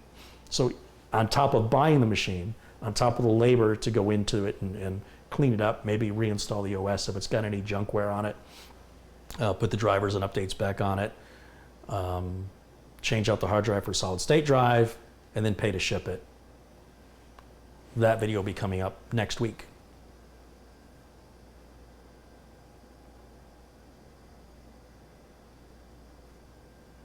So like I said, I'm really working on building the community up here.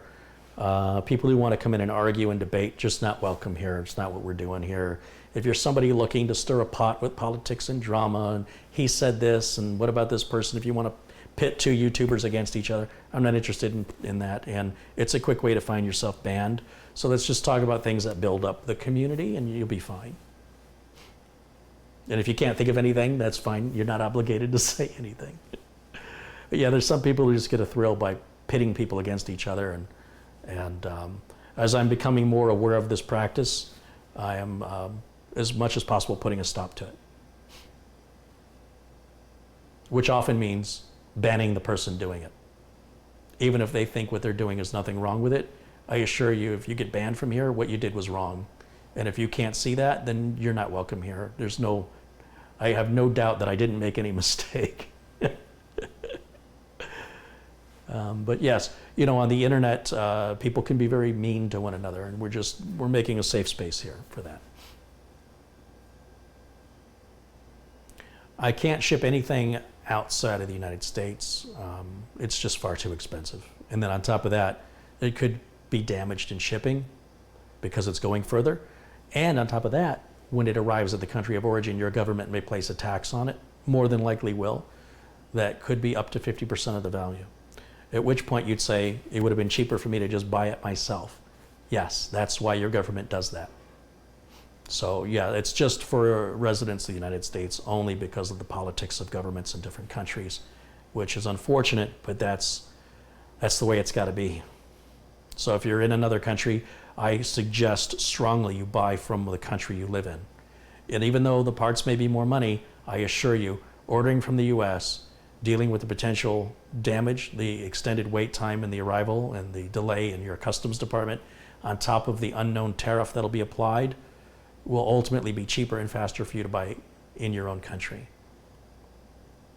And that's why your government does that. They want to keep your economy strong.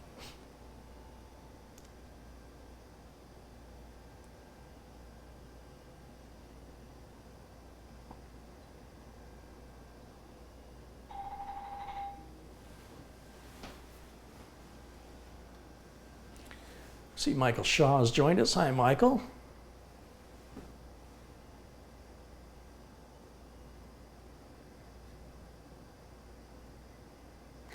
I don't normally stream on the weekends. If time permits, I will, but I've got a friend from out of town I might be visiting with on Saturday, and I'm not sure what's going on Sunday.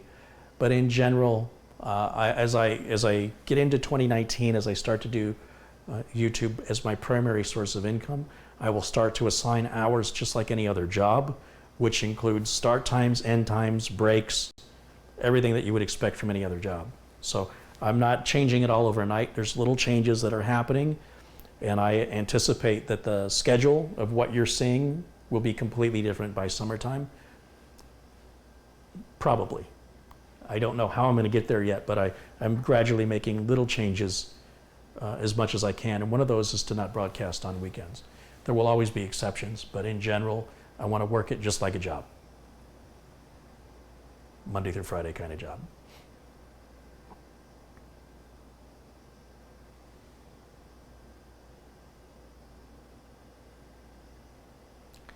Let's see, I might have missed some contributions, so let me go through everybody who's contributed and we'll wrap up today's stream. CCTV users contributed £3. He says, put this towards any costs incurred during the giveaway. So that's kind of you. Steve Devine, Tony Wallow, Matt Power. Madi has contributed $20 twice. Thank you so much for that, Madi. I got to call Madi after this stream too, so we can get to ordering his parts for his build. Rob Gurley also contributed, as well as Jan Giddings, Michael Lee, Tony Wallow again, somebody named Eric, another one from Michael Lee, and Matt Power. Mats Rickardson has contributed 100 Swedish kroner and said cheers from Sweden. Michael Lee again.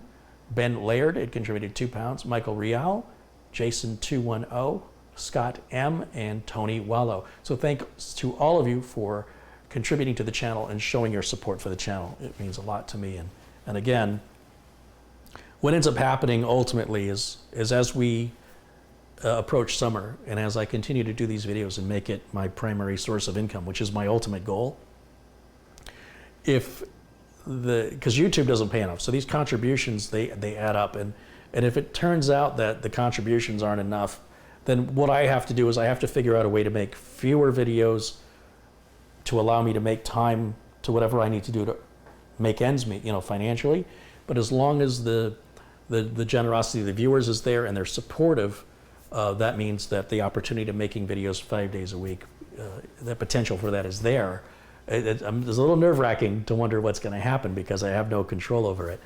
But it means a lot to me when you guys show your support through financial contributions to the channel, which makes me very optimistic that this is going to be feasible for my primary source of income in 2019 and beyond, I hope.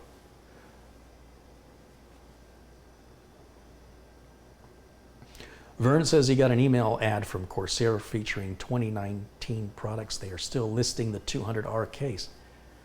Yeah, I don't know. I don't know if they're trying to blow out inventory. The last I've heard is it's a canceled case. But I don't have any contact at Corsair. Again, there's no sponsors, there's no favors that I get. Everything I do is the same as what you would do. And what I experience is what you should experience at home. And nobody from Corsair has said they've reversed their decision, but somebody from Corsair did confirm it to me. And that's the last I heard. So I don't know. You'd have to ask Corsair and see what they tell you.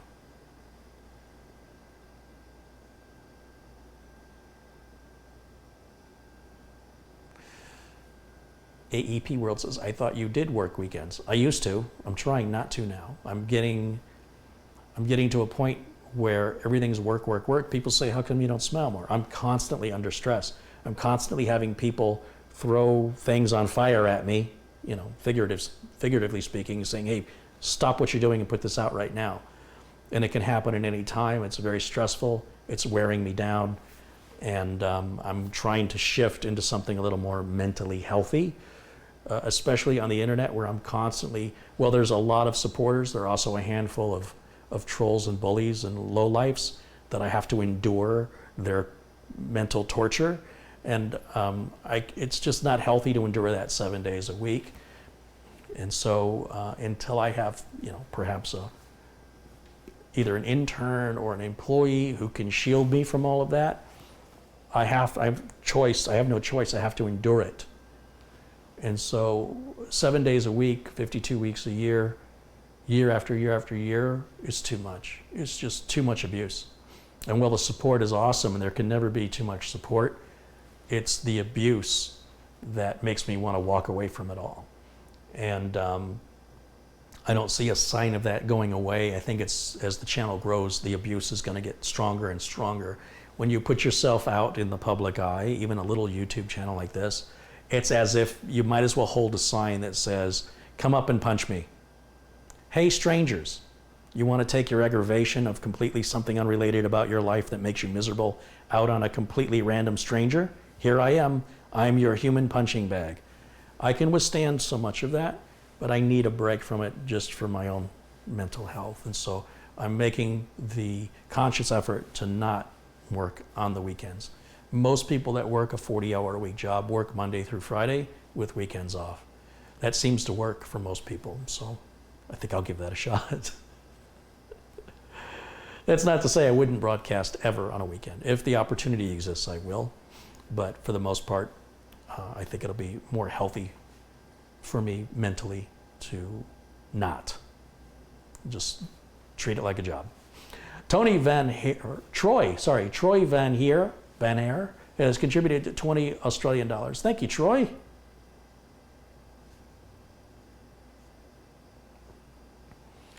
If a wireless router with 4 antennas is hung on the wall, what is the best antenna setting for a good result? I'm not a Wi-Fi engineer. I don't know.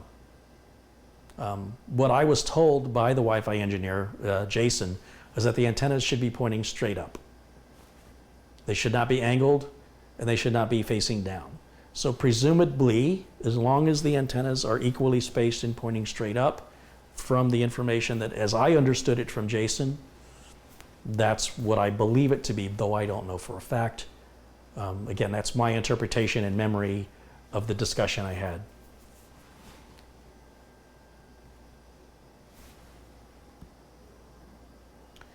Brendan Looney's contributed £2, said, "I wish I could give you more. I love your videos." I appreciate, it all adds up, folks.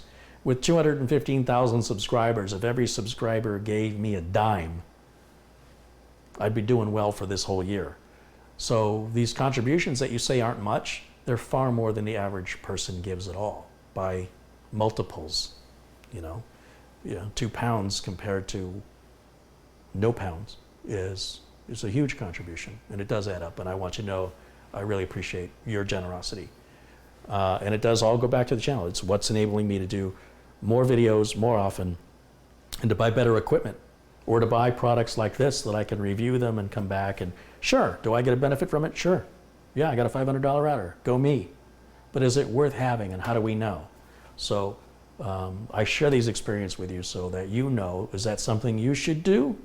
And it's coming from a place that's objective. I'm not interested in making friends with NETGEAR, or I'm not worried of hurting their feelings and jeopardizing a relationship.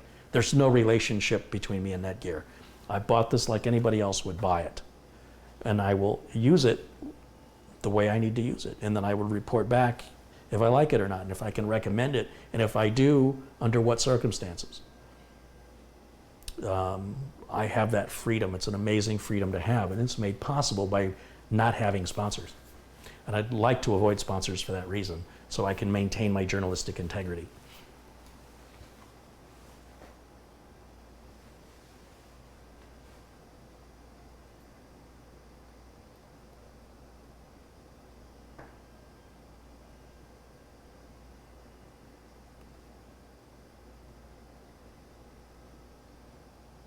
Juan Velez has contributed $5. He says, "You have my support. Thanks for everything." Well, thank you, Juan.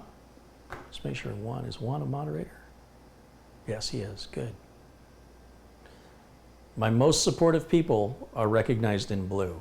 So if you consider yourself an important person, if you consider yourself a supportive person, then it should just be a matter of time before I recognize it, and your name will be blue too.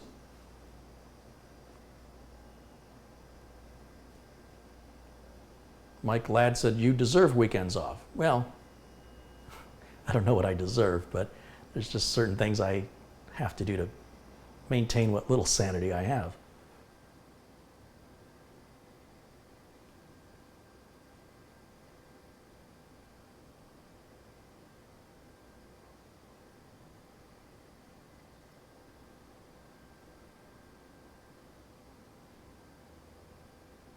So PC repair won't be your primary source of income? No. No, in fact, when I lost this big retainer client I had a couple months ago, it was sort of the decision being made for me, right? It's like, okay, now's your chance. If you want to do this, don't replace that retainer customer.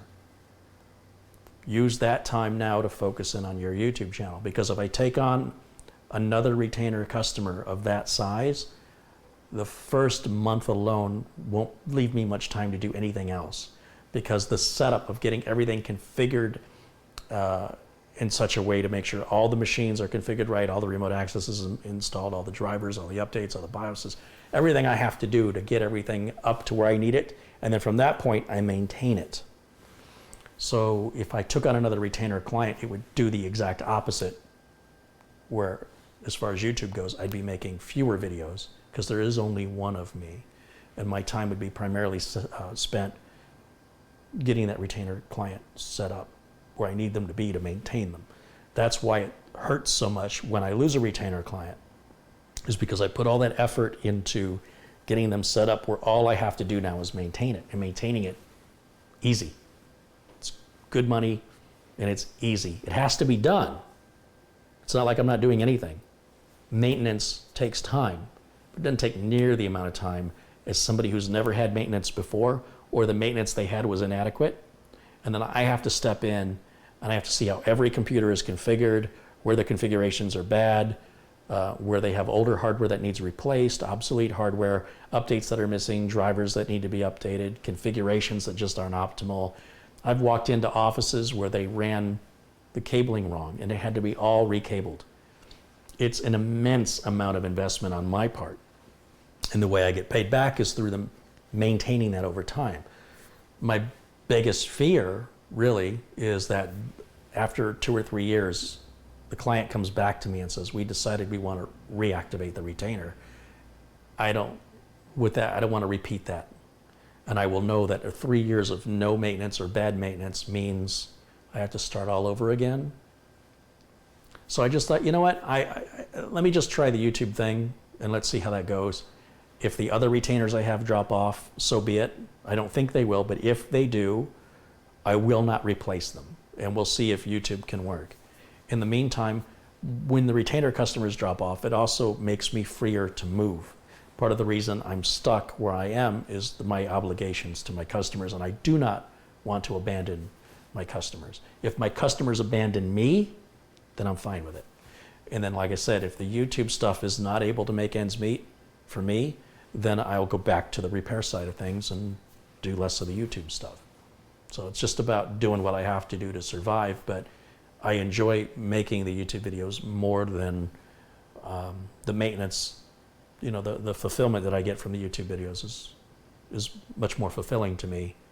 But on the other hand, on each side I take abuse. So I don't know which side of the abuse is worse. Dealing with a retainer customer who is wanting things that's unreasonable for what they're paying, or dealing with a free YouTube channel that attracts abusers. I suppose the middle of that would be a pay-only, subscriber-only channel. I think there would be no abuse there. But I would have significantly less viewers. I would be helping significantly less people, but I could be making the same or more money than the free videos with 1/100th of the viewers. It's hard to believe, but the numbers are there. The numbers support that I could have 100 paying subscribers and make as much money now as I have with 215,000 free subscribers. It's crazy, right? And those are all decisions I have to make. And it's something to consider if you want to be self-employed. You know, you've got to be able to pay your electric bill, and, you know, hopefully you'll have money to have a nice dinner out once in a while and go see a movie that's not just making enough to pay the bills. And God forbid you'd make enough money to put something in the bank, to save. So there gets to be a point where you have to decide how much you want to give versus how much you need to take in order to keep giving. So yeah, it's a very difficult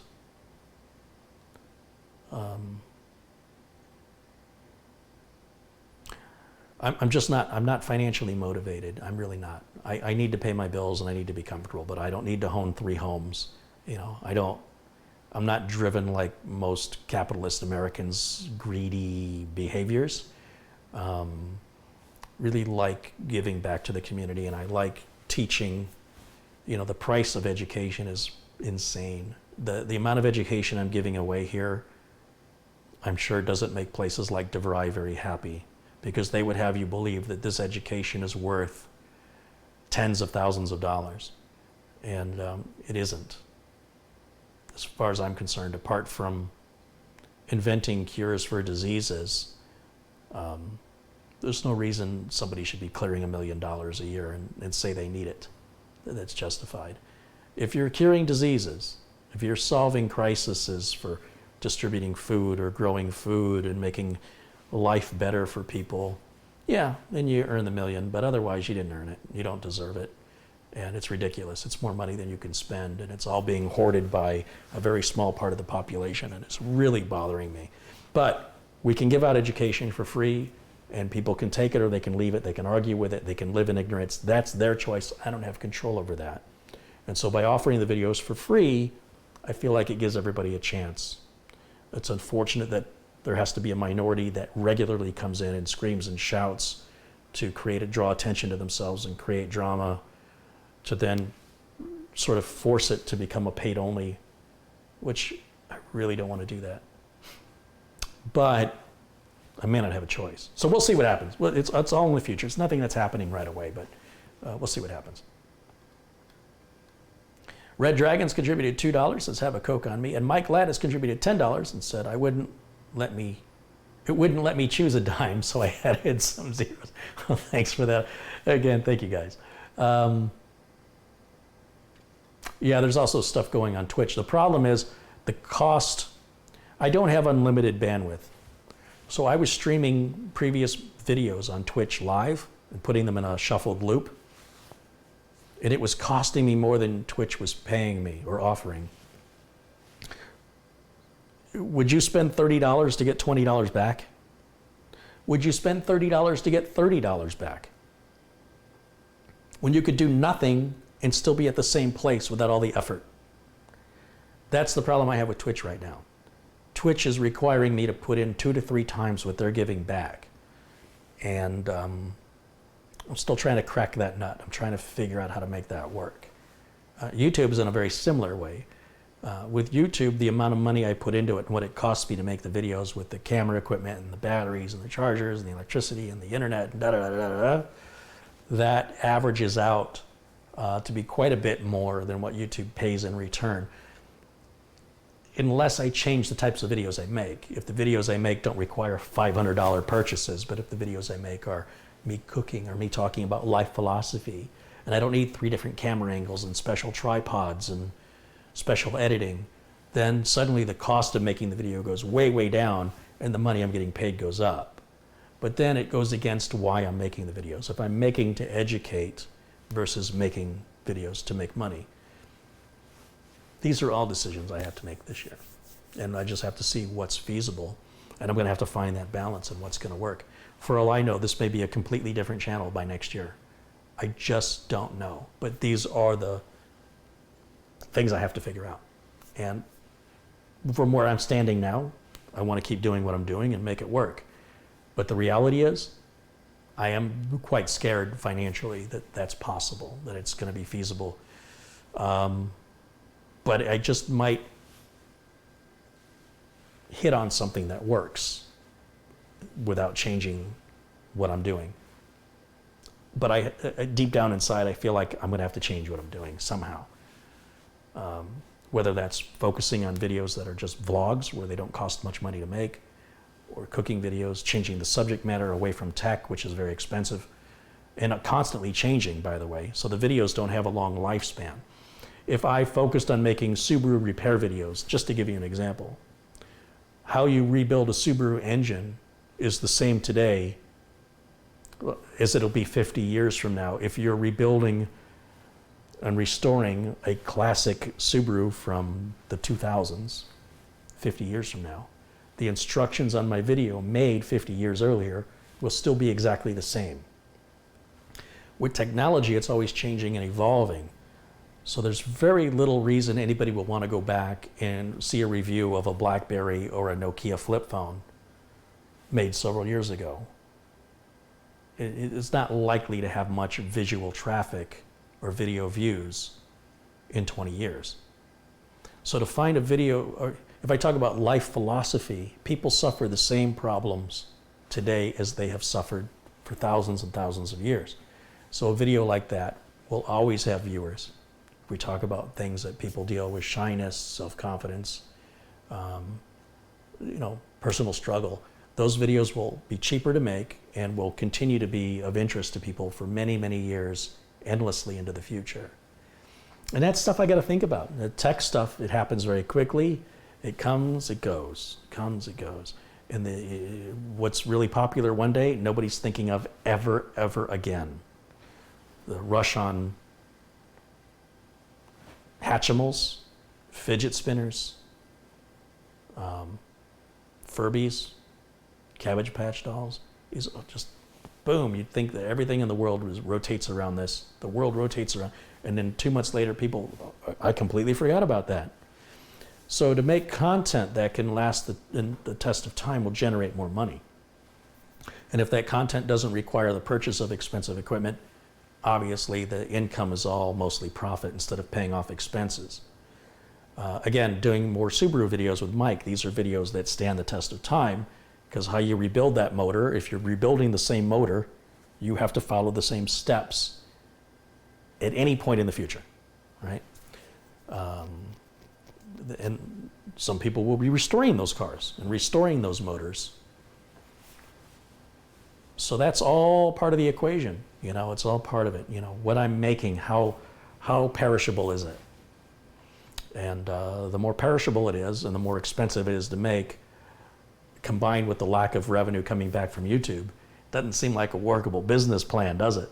So yeah, that's just to give you an idea what's going on in my brain and why you might see some very strange videos on my channel as I experiment and try and see what works and what doesn't work.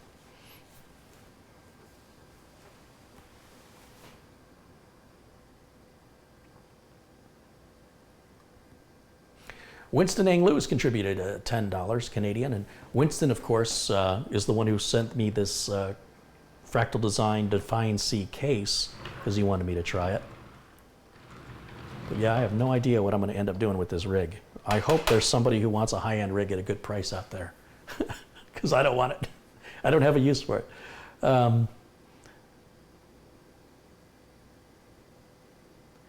Carey, are you against any sponsorship? No, what I want to avoid is any sponsorship that can cause conflict or question my integrity, my tech integrity. So I don't want any technical sponsorship. If Coca-Cola wanted to sponsor me, I'd say, okay, here's it's a product I use myself. It's a product that applies to everybody. And you can't say, for example, he likes the router because Coca-Cola is giving him money. That wouldn't make any sense, right?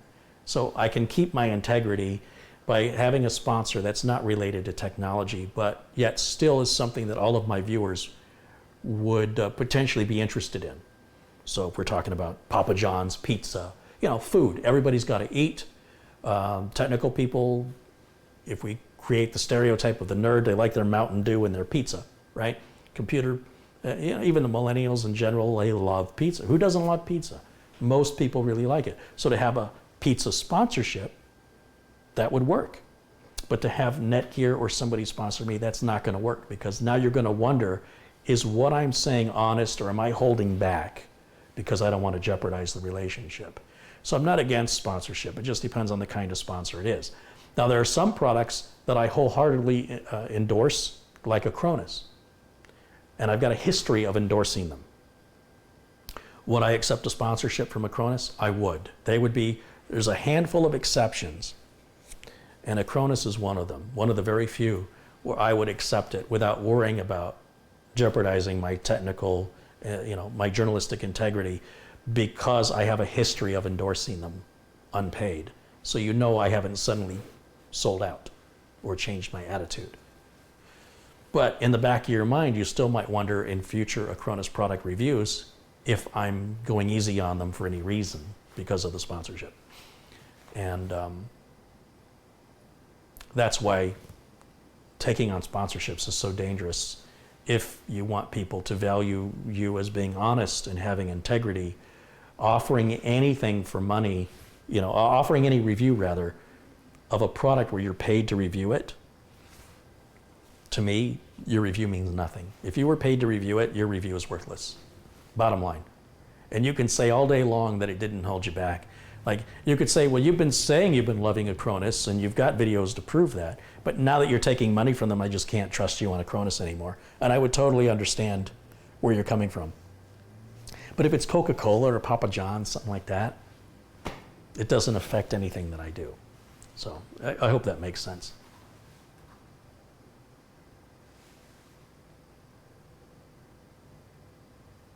Wesley Green says, Carey, just sent you £5 through PayPal, and thank you for all the information. And again, this isn't a telethon, and I'm not asking you guys. I don't want it to seem that way. But it'll be what it'll be, and I want you to know why. That's all. That's all it is. And again, thank you. Your support means the world to me. And supporting the channel can also mean sharing the videos on social media platforms and making more people aware that I exist. If you know somebody that you think would enjoy the content, that enjoys the education, and please pass along the links. I appreciate that.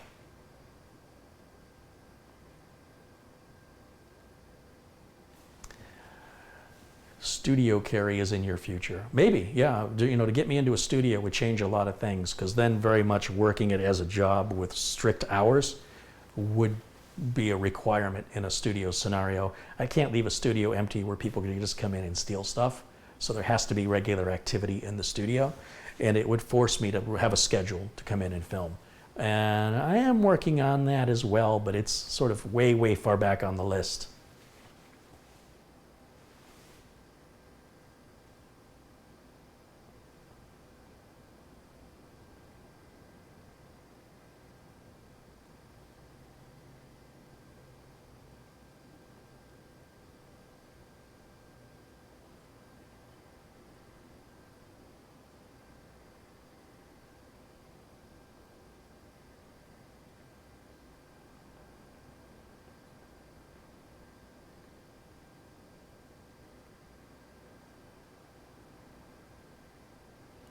Catherine wants to know if I can share Donald Burton's video of his build.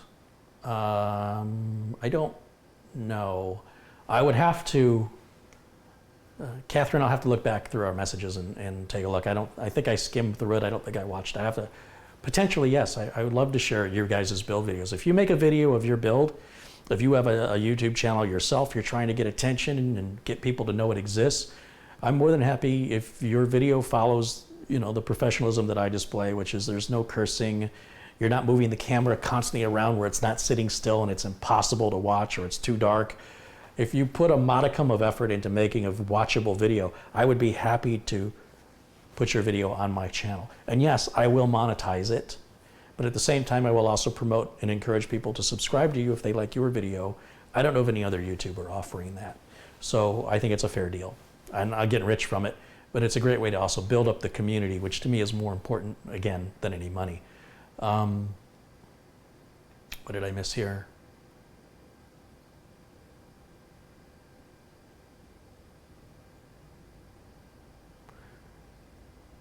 When I take a sponsorship from Pepsi? No.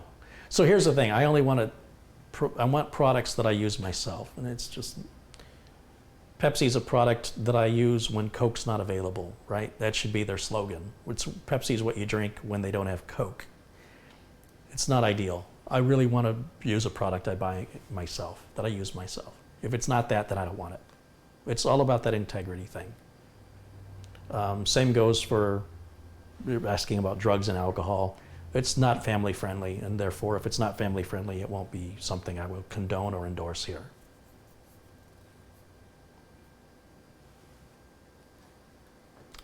Also, anything that's divisive. So anything, political ads, no. Religious ads, no. Ads about guns, no. What I do in my personal life is my business, and I don't want to jeopardize my viewership by throwing a dividing line down that could offend people. Now, how anybody can be offended by education is beyond me. I can't help those people. But for everybody else, the concept here is to promote education without conditions of belief systems, when that includes those items I talked about, while being family friendly. So a tool manufacturer, if Panasonic wanted to promote me because I use their screwdriver, yeah, that would work. Any of the tools that I use, any sponsorships from a tool manufacturer, that's fine. Just think about it in terms of, how would you feel if you're watching a guy who, let's say I had all Panasonic tools. Let's say every tool I had was labeled as Panasonic. Doesn't mean you have to use a Panasonic tool to follow the education that I give. It just says, I got to use a screwdriver, and this is the one I'm using because this company just sent me a bunch of them for free. And I got a whole toolkit for free. There's no harm in that because I'm not here reviewing the tools. The tools are just required to get the job done. So yeah, I would take a sponsorship like that. Something that would not interfere, once again, with my journalistic integrity. I don't want it to be in question ever. What about a co-op deal for a studio sharing? I would love that. I would love nothing better than to share the expense of a studio with other YouTube creators, and we would each be assigned a time that we could have the studio. That would be ideal. But as far as I know, no such studio exists in Arizona. And if I were to start that business, I wouldn't have time to make videos, because running that business would be a business on its own, full-time, of marketing, scheduling, hiring employees, getting the equipment and everything built up and everything else. But man, it would be cool to find a like-minded, at least one other, and if not two other people local to the Phoenix area that are serious like I am about growing their channel and wanting a studio, that we could all agree. We could all use the same camera equipment, the same back, green screen. We could even share using people to operate the cameras for us, and we can all divide that expense equally and divide the time up. I would love that. There's not many other big YouTube creators in Phoenix that I'm aware of. Maybe doing other things. And that would be fine, like if somebody's doing a makeup tutorial, but I don't think they have the budget for it. So we'll just see. But yeah, absolutely, I would totally do that. One of my fears of having a studio is locking it up when nobody's going to be there. And that equipment's worth a lot of money. So the idea that people would be going when I'm not there to use the studio means theft is much less likely to occur. Paul Newman has contributed $4.49 Australian. He says, love your videos, Carey. You have my support, mate. Thank you to Paul. Is Paul a moderator? Well, he is now.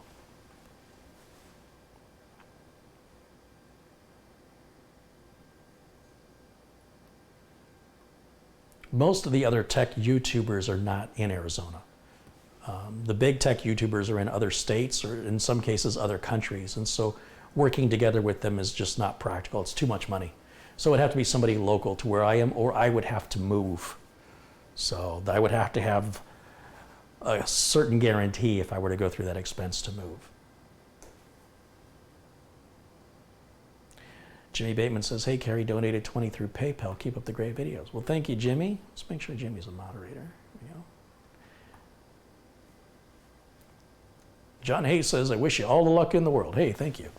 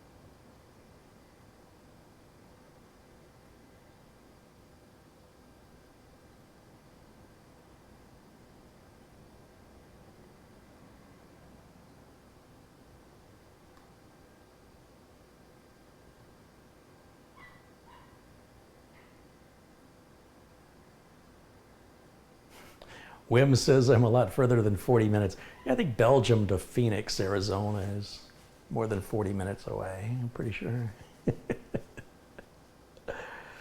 Yeah, so there'll be a couple of things I'll be trying for the channel. One will be planning at least one road trip, and I plan on vlogging along the road trip. And if that ends up getting more views, you know, because travel is another good example of a video that just isn't as perishable as a tech video. Now, if I'm going somewhere anyway, if I vlog about it, and if those vlog videos maintain the same view numbers or better as the tech videos without any of that expense, I might be doing a lot more traveling. We'll see. We'll see what happens. My mind is very, very open to ideas and different experiences. And so if the one thing isn't sustainable, find something that is. That's all. That's why I say the key to success is not doing, when they say never give up, they don't mean keep doing the same thing over and over again until you succeed, because you're never going to succeed. What you have to do is see what works and what doesn't work and keep trying different approaches over and over and over until you find the approach that works. That's when what they mean when they say never give up. I think some people interpret that differently. If somebody thinks that never give up means be annoying, it's not going to work. You have to find another approach, and you have to be creative and imaginative, and you've got to come up with a way that's different enough that hasn't, you know, potentially already been done in order to achieve the greatest sense of success, and that you're offering something unique. And if people copy it, so be it. You know, they say that imitation is the greatest form of flattery. But it's the idea that that if somebody says, hey, I want to be successful, what do I do to be successful? It's not like you just go, here, do these things. You have to be creative, and you have to experiment, and you have to take risks. And you shouldn't take huge risks you can't recover from. You've got to take calculated risk. And you can't keep repeating the same things. You have to keep trying different things until eventually you land on a thing that works. That's your secret.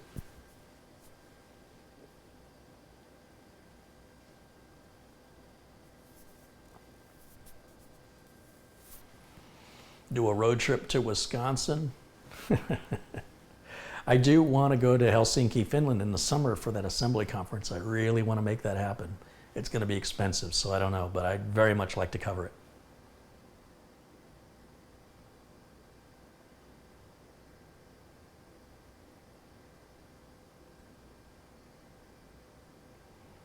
Muddy says, to Florida? Hey, maybe.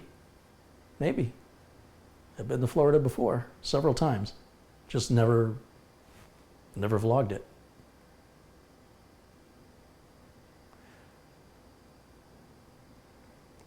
All right, guys, I think that's going to wrap it up for today. Again, I want to thank everybody for watching. Thank you guys for all your support, all the contributors, all my friends in blue. Thank you guys so much, and I will see you all for sure on Monday. I see Irving has contributed €2. Irving joins us. He watches from France. He says, hi, Carey. Great live streaming as always. Hey, Irving, you're awesome. Thank you so much. And to all my other friends in blue, thank you guys for supporting the channel, keeping it civil in there. And I will see you all for sure on Monday.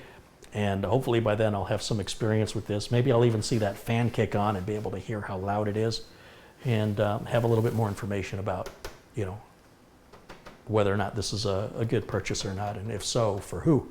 So until then, thank you guys for watching. Enjoy your weekend, and I will see you all for sure on Monday. Until then, bye for now.